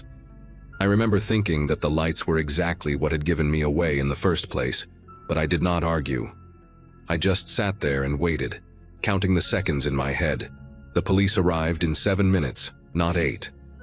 I heard the sirens first, distant and getting closer, and then the flash of red and blue lights through the kitchen window. 2 patrol cars pulled up in front of the house and 4 officers got out. I stayed on the line with the dispatcher until one of them knocked on the front door and announced himself. I got up on shaky legs and walked to the door, checked through the peephole to make sure it was really a uniform and opened it. The officer was a tall guy, maybe in his 40s, with a calm face that made me feel like everything was going to be okay. I told him what happened, showed him the messages on my phone, pointed toward the backyard where the last photo had been taken. 2 of the officers went around the side of the house with flashlights, while the other 2 stayed with me. I watched their lights sweep across the yard through the trees along the fence line. After about 10 minutes, they came back. They had not found anyone. No footprints in the soft ground near the tree line. No signs that anyone had been standing there. Nothing. The officer who stayed with me, his name tag said Briggs, told me that whoever had been out there must have left when they heard the sirens. He said these things sometimes happen, that there are people who get a thrill out of scaring others, and that the connection to the forum I visited was probably not a coincidence. He explained that some of those sites have ways of tracking visitors that most people do not know about, scripts that can pull your IP address even through a VPN if you are not careful. He asked if I had clicked on anything, downloaded anything, and I told him I did not think so, but I was not sure. He took down all the information, made copies of the messages and photos from my phone, and told me they would look into it. He also suggested I stay somewhere else for the night, maybe with a friend or family member, just to be safe. I called Ben again, and this time he picked up. I could barely explain what happened without crying. He said he would leave the conference first thing in the morning and drive straight home. I spent that night at the Nelsons' house, sitting in their guest room with the lights on, unable to sleep. Ben got home the next afternoon and we went through the house together, room by room, checking every lock, every window, every corner. Nothing was disturbed. Nothing was missing. It was like that night had never happened, except for the photos still saved on my phone and the police report with my name on it. The detective assigned to the case called me twice over the following weeks, but he never had any real updates. The phone number that sent the messages was traced to a burner, purchased with cash somewhere in Chicago, already deactivated by the time they looked into it. The photos had no metadata, no GPS coordinates, nothing that could tell them where they came from or who took them. The forum I visited was gone too. I tried to find it again a few days later, just to show Ben what I had seen, but every link led nowhere. It was like it had been erased from the internet completely. The detective said that was common with those kinds of sites, that they appear and disappear all the time to avoid detection. He told me to let him know if anything else happened, but nothing ever did. That was almost 2 years ago. I still live in the same house, still drive down the same street, still wave at the Nelsons when I see them outside. Ben and I got a security system installed, cameras on every corner of the property, motion sensors, the whole setup. I check the footage sometimes, late at night when I cannot sleep, scrolling through hours of empty driveway and still trees. I have never seen anything unusual. No figures standing at the edge of the yard. No shadows moving where they should not be. Whoever was out there that night, whatever they wanted, they got it and moved on. Or maybe they are still watching from somewhere I cannot see, waiting for something I do not understand. I do not know which possibility scares me more. What I do know is that I will never visit a site like that again, and I will never forget how it felt to see my own silhouette in a photo I did not take. Some doors, once you open them, you cannot close. You just have to hope that whatever came through decides to leave on its own.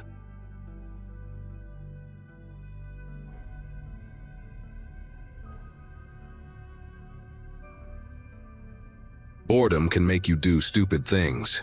At 16, with summer break stretching out like an endless desert and most of my friends away on family vacations, I found myself alone in our house in suburban Milwaukee more often than not. My parents both worked long shifts, Dad at a packaging plant, Mom as a nurse at the county hospital. So from June through August, the house was basically mine from 7 in the morning until 6 at night. I had a decent gaming PC in my room, a graduation gift from my uncle who worked in IT, and way too much unsupervised time on my hands. Most days I would just play online games, watch YouTube videos, or scroll through Reddit until my eyes burned. But that particular summer, around mid-July 2024, I got curious about something I had only heard whispers about in gaming forums and edgy corners of the internet: the deep web. It started innocently enough, or at least that is what I told myself. I downloaded Tor after watching a few videos about internet privacy and how journalists in dangerous countries used it to communicate safely. The first few sites I visited were boring, just forums about cryptocurrency, some libraries of old books, nothing exciting. But then I stumbled into the stranger corners. Not the illegal marketplaces or anything that extreme. I was curious, not suicidal. But forums where people discussed hacking, shared supposedly leaked documents, and posted cryptic threads about corporate surveillance. One forum in particular caught my attention. It was called the Null Archive, and it presented itself as a community of digital privacy advocates. The interface was ugly, all dark backgrounds and green text like something from an old movie about hackers. I created an account with a fake email and a username I thought was clever at the time: ShadowBite016. I lurked for a few days, reading threads, never posting anything. I figured as long as I did not interact, I was safe. I could not have been more wrong. About 3 weeks into my little exploration phase, I got a private message. The notification icon turned red while I was scrolling through a thread about VPN vulnerabilities, and my first thought was that it must be some kind of automated welcome message or spam. The username that sent it was adminnull7, and the message itself was short, almost casual in tone. It just said, "You should be more careful, Shadowbite. Your OPSEC is terrible. check your downloads folder. I remember staring at those words for a full minute, trying to convince myself it was a prank, some kind of hazing ritual the forum did to new members. But something in my gut told me to actually check. I minimized Tor and opened my downloads folder, and there it was. A text file I had never seen before, dated that same day, named helloshadow.txt. I had not downloaded anything. I had not clicked any links. The file had just appeared on my computer like it had always been there. I wish I could say I was smart enough to shut everything down right then, pull the plug on my PC, and never look back. But curiosity is a powerful drug, especially when you are 16 and think you are invincible. I opened the text file. Inside was a list, and when I started reading it, my whole body went cold in a way I had never experienced before. It was my browser history from the past month, not just from Tor, but from Chrome too. Every single site I had visited laid out in neat chronological order. Below that was a list of the photos saved on my computer, including the file names of pictures I had taken on my phone and transferred over. Then came my school schedule for the upcoming semester, pulled from an email I had received from Roosevelt High 2 weeks earlier. And at the very bottom, in plain text like it was nothing special at all, was my home address. My actual home address. The house where I was sitting alone at that very moment, reading words that a stranger had somehow planted on my computer. I slammed my laptop shut like it was on fire. My heart was beating so fast I could hear it pounding in my ears, and for a long moment I just sat there in my dim bedroom, staring at the closed computer like it might spring open on its own. The house felt different now, bigger and emptier than it had 5 minutes ago. Every creak of the floorboards, every hum of the air conditioning made me jump. I kept thinking about that address at the bottom of the file, how casually it had been placed there, like a signature at the end of a letter. Whoever this admin null 7 person was, they knew where I lived. They could be anyone, anywhere in the world, but they knew the exact street where I slept every night. I thought about calling my parents, but what would I even say? That I had been poking around illegal hacking forums and now someone was messing with me?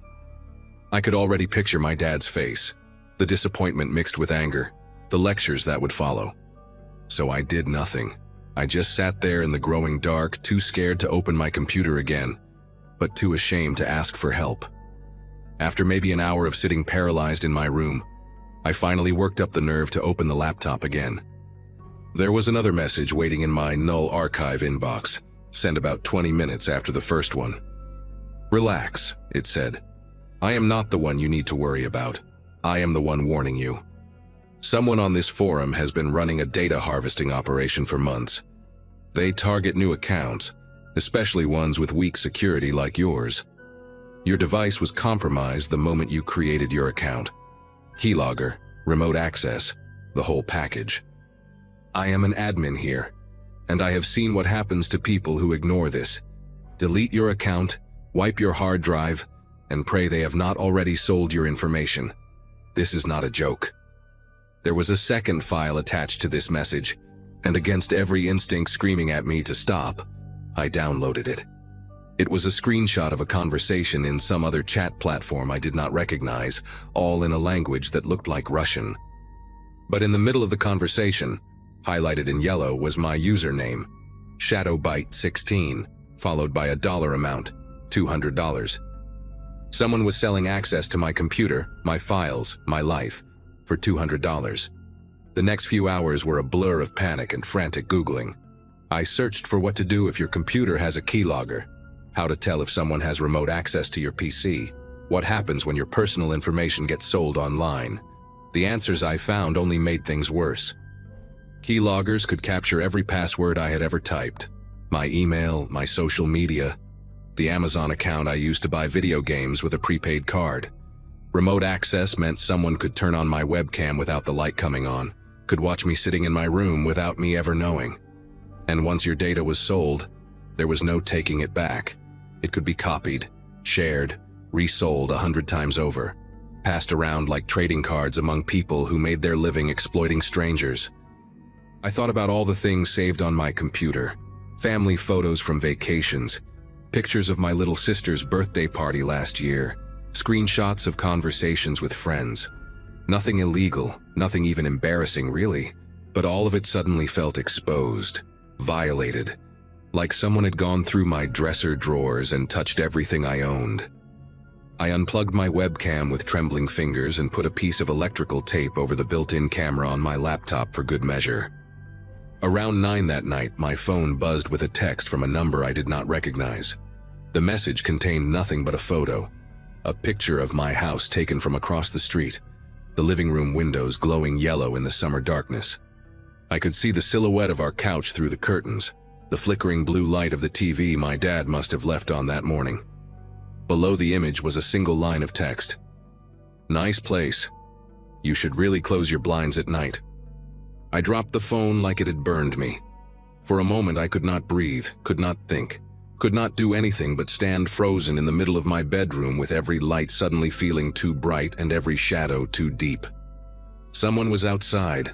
Someone had been standing across the street from my house taking pictures, and now they wanted me to know it.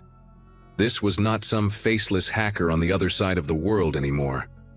This was someone close enough to see my living room, someone who knew I was home alone, and wanted me to understand just how vulnerable I really was. I ran through the house closing every blind, locking every door, checking every window twice. My hands would not stop shaking as I pulled the curtains shut in the living room, and I kept imagining eyes watching me from the darkness outside, tracking my movements through the gaps in the fabric. When I finished, I sat on the kitchen floor with my back against the refrigerator, knees pulled up to my chest, phone clutched in my sweaty palm. I wanted to call my parents so badly it hurt, but the shame was like a physical weight pressing down on my chest. How could I explain this? How could I tell them that their son had been stupid enough to wander into corners of the internet he had no business visiting, and now someone was stalking him because of it? I thought about calling the police, but what would I even report? Someone took a picture of my house? Someone sent me a text message? I could already hear how ridiculous it would sound, could already see the skeptical look on some officer's face as I tried to explain the deep web and keyloggers, and data harvesting to someone who probably still used their birthday as a password. So I just sat there on the cold tile floor, watching the minutes tick by on the microwave clock, waiting for my parents to come home and trying not to cry. My mom walked through the door around 10:30, and the relief I felt at the sound of her keys in the lock was so overwhelming that I almost broke down right there in the kitchen. But I held it together, told her I was just getting a late snack, tried to make my voice sound normal, even though it felt like my throat was filled with sand. She looked tired from her shift and did not seem to notice anything wrong, just kissed the top of my head and went upstairs to shower. Dad came home about an hour later, and by then I had retreated to my room, lying in bed with the lights off, staring at the ceiling and jumping at every sound. I did not sleep that night. Every time I started to drift off, my phone would light up with another message from that unknown number. Sometimes just a single emoji, a smiley face or a waving hand. Sometimes a few words like, "Still awake?" or "Try to get some rest, big day tomorrow." They knew I was not sleeping. They knew I was lying there in the dark, terrified, and they were enjoying it. By the time the sun started coming up, I'd received 17 messages, and each one felt like a finger poking at an open wound, reminding me that there was nowhere I could hide. The next morning, I made a decision. I was too exhausted and too scared to keep carrying this alone, and the messages had made one thing very clear: whoever was doing this was not going to stop on their own.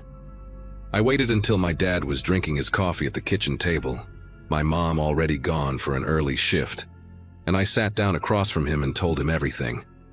I started from the beginning, from the boredom and the Tor browser and the forum with the ugly green text, and I watched his face shift from confusion to concern, to something that looked a lot like fear. When I showed him the text messages, the photo of our house, the file with our address in it, he went pale in a way I had never seen before. He did not yell at me, did not lecture me about being stupid or reckless. He just sat there for a long moment with his jaw tight and his hands wrapped around his coffee mug like he was trying to keep them steady. Then he picked up his phone and called the police. 2 officers came to our house an hour later, and I had to explain the whole thing again. Had to watch them exchange glances when I mentioned the deep web. Had to sit there feeling small and foolish while they took notes and asked questions I did not know how to answer.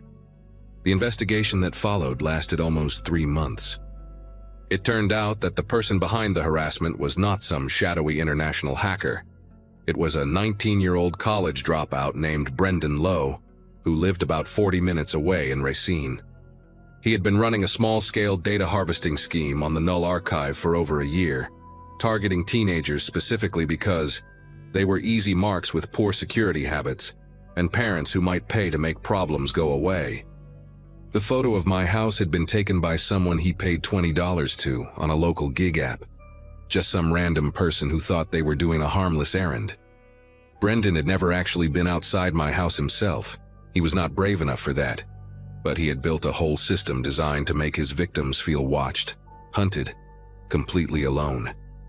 The police found files on his computer from dozens of kids like me, folders full of personal information he had collected and either sold or used for blackmail. I was lucky, they told me. I came forward before he had a chance to do any real damage with my data. Other kids had not been so fortunate. Some had paid him money to leave them alone. Others had their photos posted on revenge websites. A few had their identities stolen in ways that took years to untangle. Brendan was arrested and eventually pleaded guilty to multiple counts of computer fraud, identity theft, and cyber stalking. He got 6 years in federal prison, which felt like both too much and not nearly enough. It has been almost 1.5 years since all of this happened, and I still think about it more often than I would like to admit.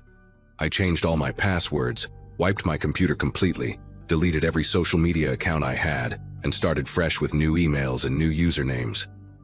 My parents installed better security software on all our devices and had a long conversation with me about internet safety that I actually listened to this time. But some things you cannot just delete or reset.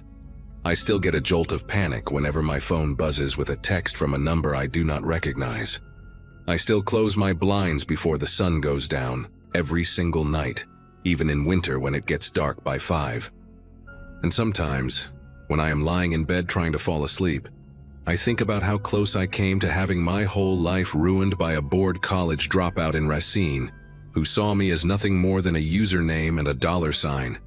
The internet is not some separate world that exists apart from real life. It is a door, and once you open it, you cannot always control who walks through. I learned that lesson the hard way, and I am sharing this because maybe someone reading this is sitting alone in their room right now, thinking about exploring some dark corner of the web just to see what is out there. Trust me when I say this. Whatever you think you might find, it is not worth what you might lose.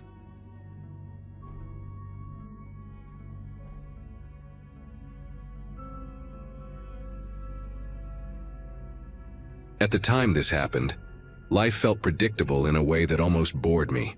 I was working remotely, renting a small place on the edge of a quiet Midwestern town, and spending most nights scrolling forums instead of talking to people. Curiosity had become a habit, especially anything involving obscure corners of the internet and the strange things people claim to find there. That's how I came across an ad for a dark web mystery box labeled "Authentic Unclaimed Items," written in sloppy text with no branding and no explanation. The price was low enough to feel reckless, but not stupid, which probably says more about my mindset than I'd like to admit. I told myself it was just leftover junk from storage lockers or abandoned mail. Nothing dangerous, nothing real, just something to break the routine and give me a story to read later. I placed the order late at night and closed my laptop, already forgetting about it. For a few days, life went on exactly the same. The package arrived wrapped in plain brown layers with no return address, heavier than I expected. Inside, everything was arranged carefully, almost respectfully, like someone packing memories instead of objects. There was a small spiral notebook with a cracked black cover, the kind sold at gas stations, its pages warped like they'd been near moisture. A cheap prepaid phone sat underneath, powered off with scratches along the screen that formed a faint crescent. At the bottom of the box was a plastic bag tied with a knot so tight I had to cut it open. Inside were clothes, dark jeans and a hoodie, stiff with dried soil and carrying a sour metallic smell that clung to my fingers. None of it felt random, and that realization crept in slowly. This wasn't clutter. This was a selection. I sat at my kitchen table flipping through the notebook, expecting rambling thoughts or nonsense entries. Instead, most pages were filled with short lines, repeated phrases, and odd notes about locations written in a careful, almost apologetic handwriting. One phrase appeared again and again, underlined each time as if it mattered more than the rest. On impulse, I typed that phrase into a regular search engine, expecting nothing. What came up made the room feel smaller in a way I can't properly explain. The phrase matched a line quoted in a local news article about a woman named Hannah Cole, who had disappeared several years earlier. The article mentioned a notebook found at her apartment with the same wording, described as something she wrote during bouts of anxiety. Photos showed her smiling awkwardly at the camera, wearing clothes disturbingly similar to what sat in my trash bag. I closed the laptop and just sat there, listening to the refrigerator hum like it was the only thing still working properly. Sleep didn't come easily after that, and the following days felt stretched thin, like time was dragging itself forward. I kept the box sealed in a closet, telling myself distance would make it feel less real, but it didn't help. Late one evening, a notification lit up my screen from an encrypted account I didn't recognize. The message was short and polite, thanking me for the purchase and asking if the items met my expectations. Attached was a single photo. It showed the front of my house taken from the street, porch light on, curtains drawn exactly the way I leave them at night. There was no explanation, no threat, just proof that the sender knew where I lived. That was the moment it became clear the box hadn't been a novelty at all. It was a message, and I had just confirmed that it had been delivered to the right person. I didn't reply to the message, but ignoring it didn't bring any relief. Every sound outside started to carry weight, like it was trying to tell me something. Cars passing too slowly, the scrape of wind against the siding, footsteps that might have been mine echoing in the wrong direction. The prepaid phone from the box sat powered off on my counter, and I couldn't stop staring at it, wondering if it would light up on its own. When I finally turned it on, the screen blinked to life without asking for a code. There were no contacts saved, no apps, just one photo in the gallery. It showed a patch of ground freshly disturbed, with the corner of fabric barely visible beneath the dirt. The image metadata had been stripped, leaving no clues except the quiet certainty that it wasn't meant for me to admire. It felt like an invitation I never asked for. That night dragged on in pieces. I tried distracting myself with television, then music, but everything sounded too loud or too empty. At some point, another message came through the same encrypted account, asking again for feedback, phrased almost cheerfully. The casual tone made it worse, like the sender enjoyed pretending this was a normal transaction. I noticed then that the account name matched a phrase written on the inside cover of the notebook, something I hadn't paid attention to before. That detail stuck with me more than the photo had. It suggested planning, patience, and a long awareness of how this would play out. Whoever sent the box hadn't acted on impulse. They had waited for someone like me to bite. I made the decision to involve the authorities the next morning, bringing everything with me in sealed bags. The reaction was measured but tense, the kind of calm that doesn't promise comfort. They recognized Hannah Cole's name immediately and asked questions I struggled to answer, like why I'd ordered the box in the first place and how much I'd interacted with the seller. The notebook and clothing were taken away, and the phone disappeared into an evidence locker. An officer advised me to stay with a friend for a while and keep my routines unpredictable, which sounded surreal coming from someone in uniform.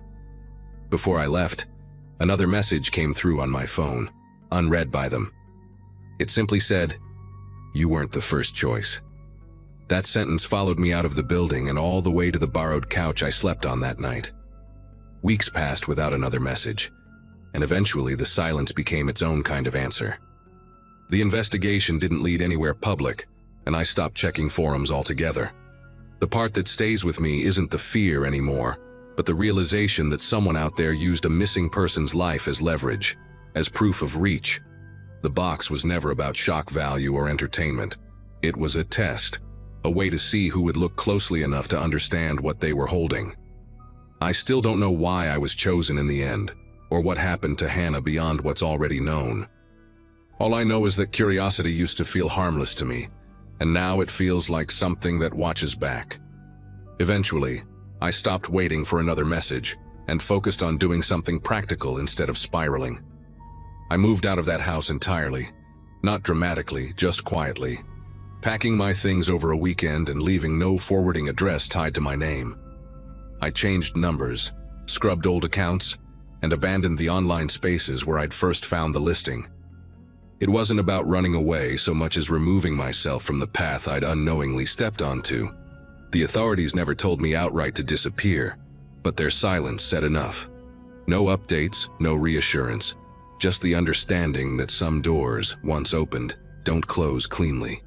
I told myself relocation was temporary, a pause until the anxiety eased. Deep down, I knew it was permanent. Months later, a detective contacted me once more, asking if I'd noticed anything unusual after the move. Nothing had arrived, no photos, no messages, no reminders. The seller's account had vanished, along with the listing, as if it had never existed. The case tied to the notebook remained unresolved, officially still open, unofficially stalled. They believed the box had been assembled years earlier and circulated deliberately, passed from seller to seller as a kind of credential, proof of proximity, proof of history, proof that the person behind the screen wasn't bluffing. Hearing that reframed everything. I hadn't been targeted for who I was, but for who I represented. Someone curious enough to open the box and careful enough to understand it. I still think about the moment I clicked buy, how casual it felt, how small the decision seemed. The unsettling part isn't the threat that followed, but the professionalism of it all. No rage, no urgency, just calm confirmation that access existed. Whoever sent that box didn't need to act further. The message had landed. I was aware now, and awareness was the point. Sometimes I imagine that box sitting on another kitchen table somewhere, opened by someone else, starting the same chain of recognition. That thought keeps me grounded in a strange way. It reminds me that survival isn't always dramatic. Sometimes it's just knowing when to stop looking. These days, my life looks ordinary again from the outside. New routines, new surroundings, fewer late nights online. I don't chase mysteries anymore, and I don't open doors just because they're there. When people joke about dark web stories or mystery boxes, I stay quiet. There are things that exist solely to confirm they can reach you, not to entertain you. I learned that lesson without anyone knocking on my door or saying my name out loud, and I'm grateful for that. If this story sounds restrained or unfinished, that's because it is. Some experiences don't end with answers. They end with distance, and that's the best outcome I could have hoped for.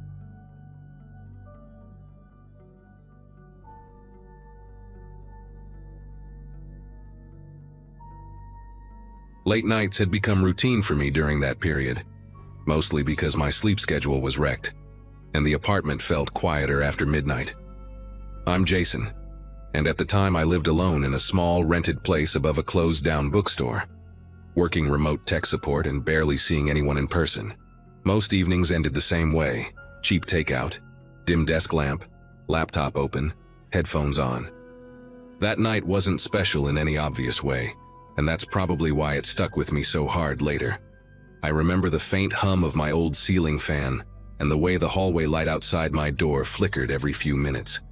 I had been bouncing between forums out of boredom, clicking links without much thought. Curiosity won over common sense like it usually does when you're tired and alone.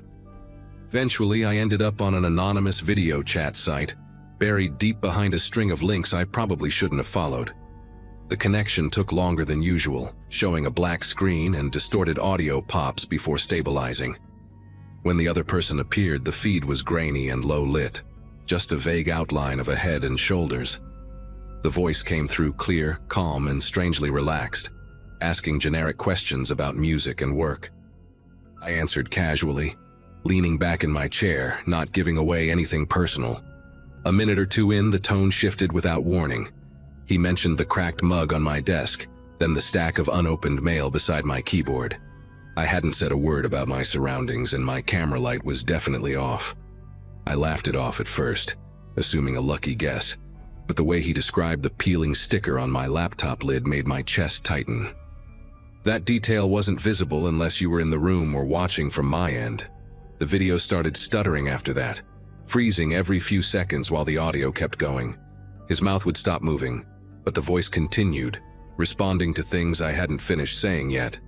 At one point, my screen locked completely on a distorted frame, yet he kept talking, commenting on the sound of my fan and asking why I never fixed it. I tried to close the tab, but my cursor lagged like it was dragging through wet cement. The temperature in the room felt heavier, not colder, just dense, like the air before a storm. I could hear my own breathing through the headphones, louder than it should have been. Then, abruptly, the screen went black and the site kicked me back to the homepage. No error message, no warning, just silence and my reflection staring back at me. I sat there longer than I cared to admit, listening to the building settle and trying to convince myself it was some elaborate trick. Eventually, I shut everything down and went to bed, though sleep came in short, shallow bursts. The next afternoon, daylight made the apartment feel less threatening, but the unease hadn't faded. While clearing space on my laptop, I opened a hidden system folder I didn't recognize, buried deep in my files. Inside were short video clips, all time-stamped weeks before that night. Each one showed me at my desk, from the exact angle my webcam would capture, sometimes typing, sometimes just sitting there staring at the screen. In one clip, I paused and glanced directly at the camera, like I sensed something, even though I remembered nothing about it. That was when the weight of it really sank in, and the fear stopped feeling abstract. Panic didn't hit all at once. It crept in slowly as I opened each file and realized how far back they went. Some clips showed early mornings, sunlight barely cutting through the blinds. Others caught the room lit only by my desk lamp late at night. The most unsettling part was how ordinary I looked in them, completely unaware. In one video, I adjusted the webcam slightly, something I don't remember ever doing. Another, I leaned in close to the screen, squinting like I was reading something specific.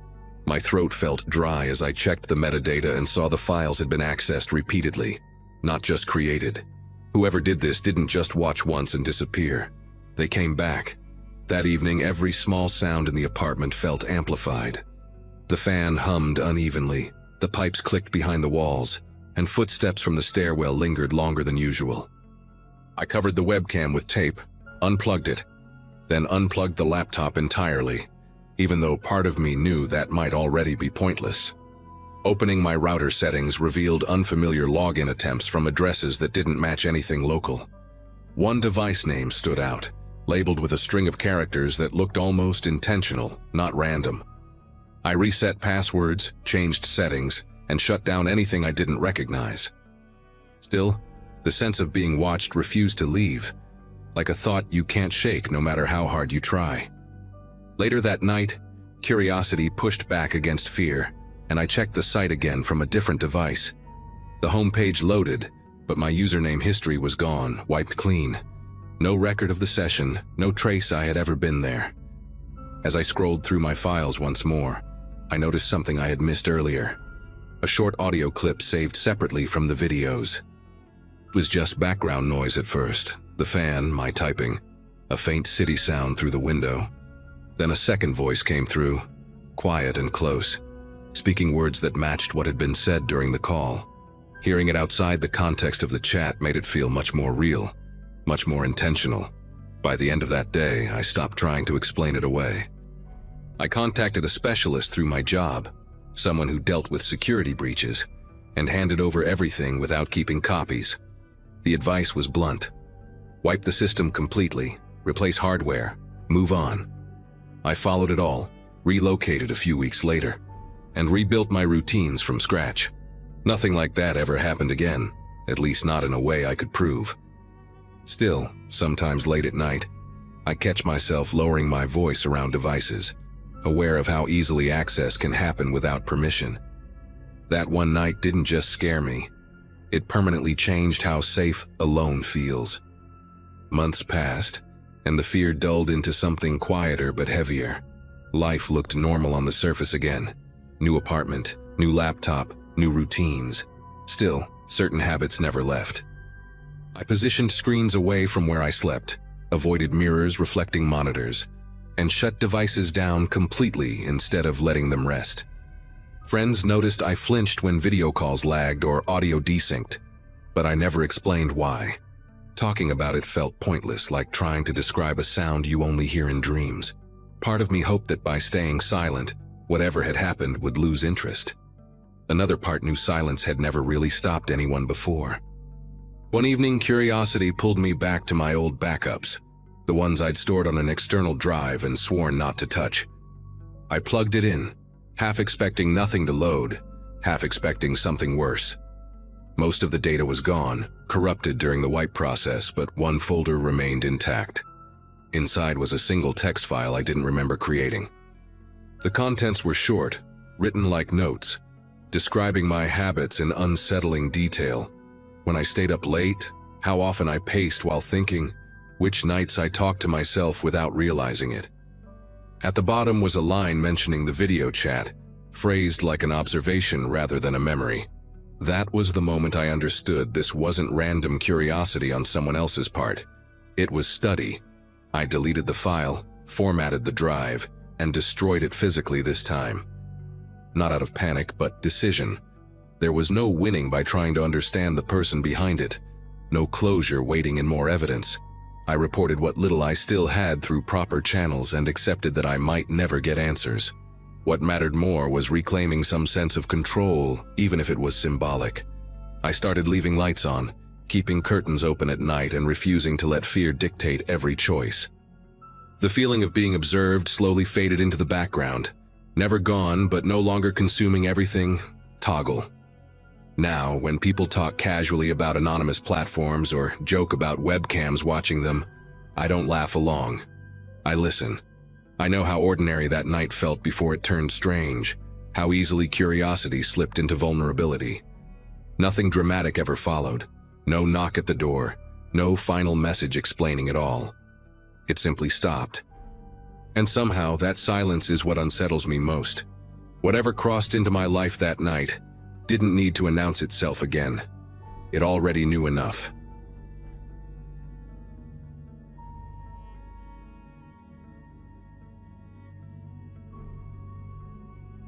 Running a small independent channel online had always felt like shouting into a tunnel and listening for an echo.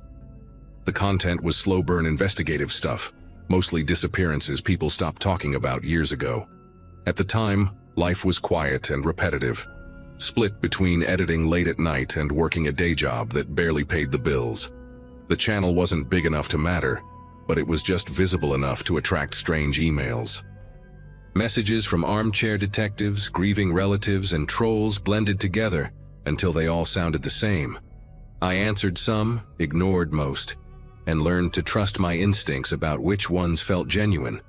That routine made it easy to miss the moment when things shifted. Looking back, the warning signs were there, just subtle enough to brush aside. The day everything happened started like any other upload day, with coffee gone cold beside the keyboard. Message didn't come through the usual channels. It arrived from an address made of random letters and numbers. No name attached, no signature at the bottom. The sender claimed to have real evidence connected to a disappearance I had covered months earlier, one that never sat right with me. They referenced details I had never made public, including a misfiled report number and a witness statement that vanished from public records.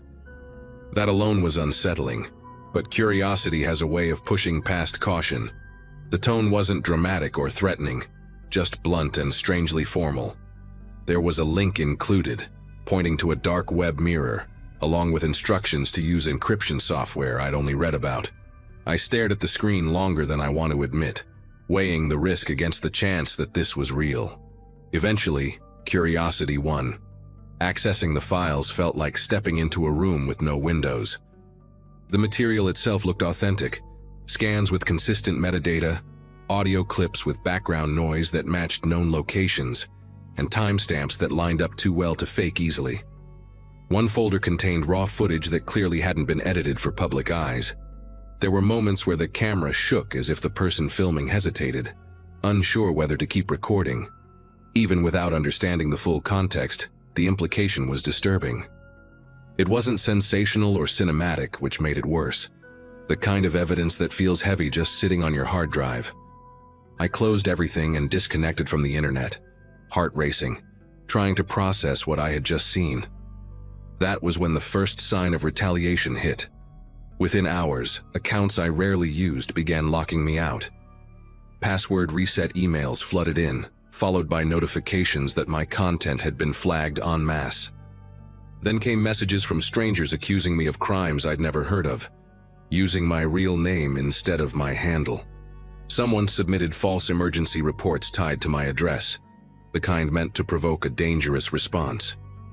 The anonymous sender resurfaced with a new tone, no longer neutral, laying out demands with cold precision. They didn't want money or silence. They wanted control over the story itself.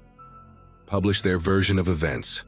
Frame certain people as unreliable, omit specific details, or watch everything I'd built collapse under coordinated pressure. I realized then that the evidence wasn't just information. It was leverage, and I was already trapped inside the narrative they designed. Sleep didn't really happen after that. Every sound in the apartment carried weight. Every notification felt like another escalation. I spent hours reading the demands over and over, trying to decode what they really wanted me to erase. They sent a rough outline of the story I was supposed to publish, complete with suggested phrases and timestamps. It wasn't fan fiction or speculation. It was surgical, rewriting motives and shifting timelines just enough to redirect blame. What scared me most was how confident they sounded, like they already knew what I would do next. They referenced private drafts from my editing software, sentences I had deleted and never uploaded. That meant they had been inside my system longer than I realized. The sense of being observed didn't come from paranoia anymore. It came from receipts. I tried reaching out for advice carefully, using devices that hadn't been connected to my home network. A journalist friend responded cautiously, urging me to stop engaging and preserve everything. Before I could even reply, my phone lit up with calls from unknown numbers, one after another, until it overheated in my hand. Voicemails followed, robotic at first, then unsettlingly human, accusing me of interference. Online, threads popped up dissecting my personal life with eerie accuracy, listing old addresses, relatives, even a photo taken through a window I never remembered posing for. None of it asked for ransom. It was all pressure, tightening minute by minute, designed to isolate me until compliance felt like relief. I understood then that this wasn't about hiding the truth, but reshaping it. The breaking point came when a patrol car showed up outside my building after a fabricated welfare check. Watching through the blinds as officers knocked on my door was surreal, like seeing a scene from my own channel play out in real time. I managed to explain enough to avoid escalation, but the message was clear. They could reach into the physical world whenever they wanted. Another encrypted message arrived shortly after, acknowledging the visit with disturbing casualness. The sender reminded me that narratives don't need to be true to be effective, only consistent and loud. I felt backed into a corner where every option carried risk. Publishing their version meant becoming a mouthpiece, while refusing meant losing control entirely. I made a decision that afternoon, driven less by bravery and more by exhaustion. Instead of posting their script, I released a short video stepping away from the case altogether, citing safety concerns without details. Simultaneously, I handed copies of the files and communication logs to a legal advocate recommended by my friend, using a chain of custody I hoped would protect me later. The retaliation didn't stop immediately, but it lost momentum, like a storm running out of fuel. Accounts quieted, false reports ceased, and the anonymous messages slowed to silence. The evidence never saw daylight in the way I once imagined, and that still bothers me. What stayed with me was the realization that truth can be treated like contraband, traded and threatened, not for profit, but for power over the story itself. Days passed in a strange half-normal rhythm, where grocery trips and emails coexisted with the lingering sense that the walls had ears. Work on the channel slowed to a crawl, not because of fear alone, but because trust in the process had fractured. Editing software felt hostile, like a room that had already been searched. Even harmless comments under older videos carried a new weight, every username a question mark. Friends noticed the distance in my voice when we talked, the way I deflected simple questions. There was no dramatic climax after that decision, just a long exhale where nothing else happened. Silence became the loudest outcome, and part of me wondered if that had been the goal all along. Eventually, the legal side moved forward quietly, without spectacle or updates I could share.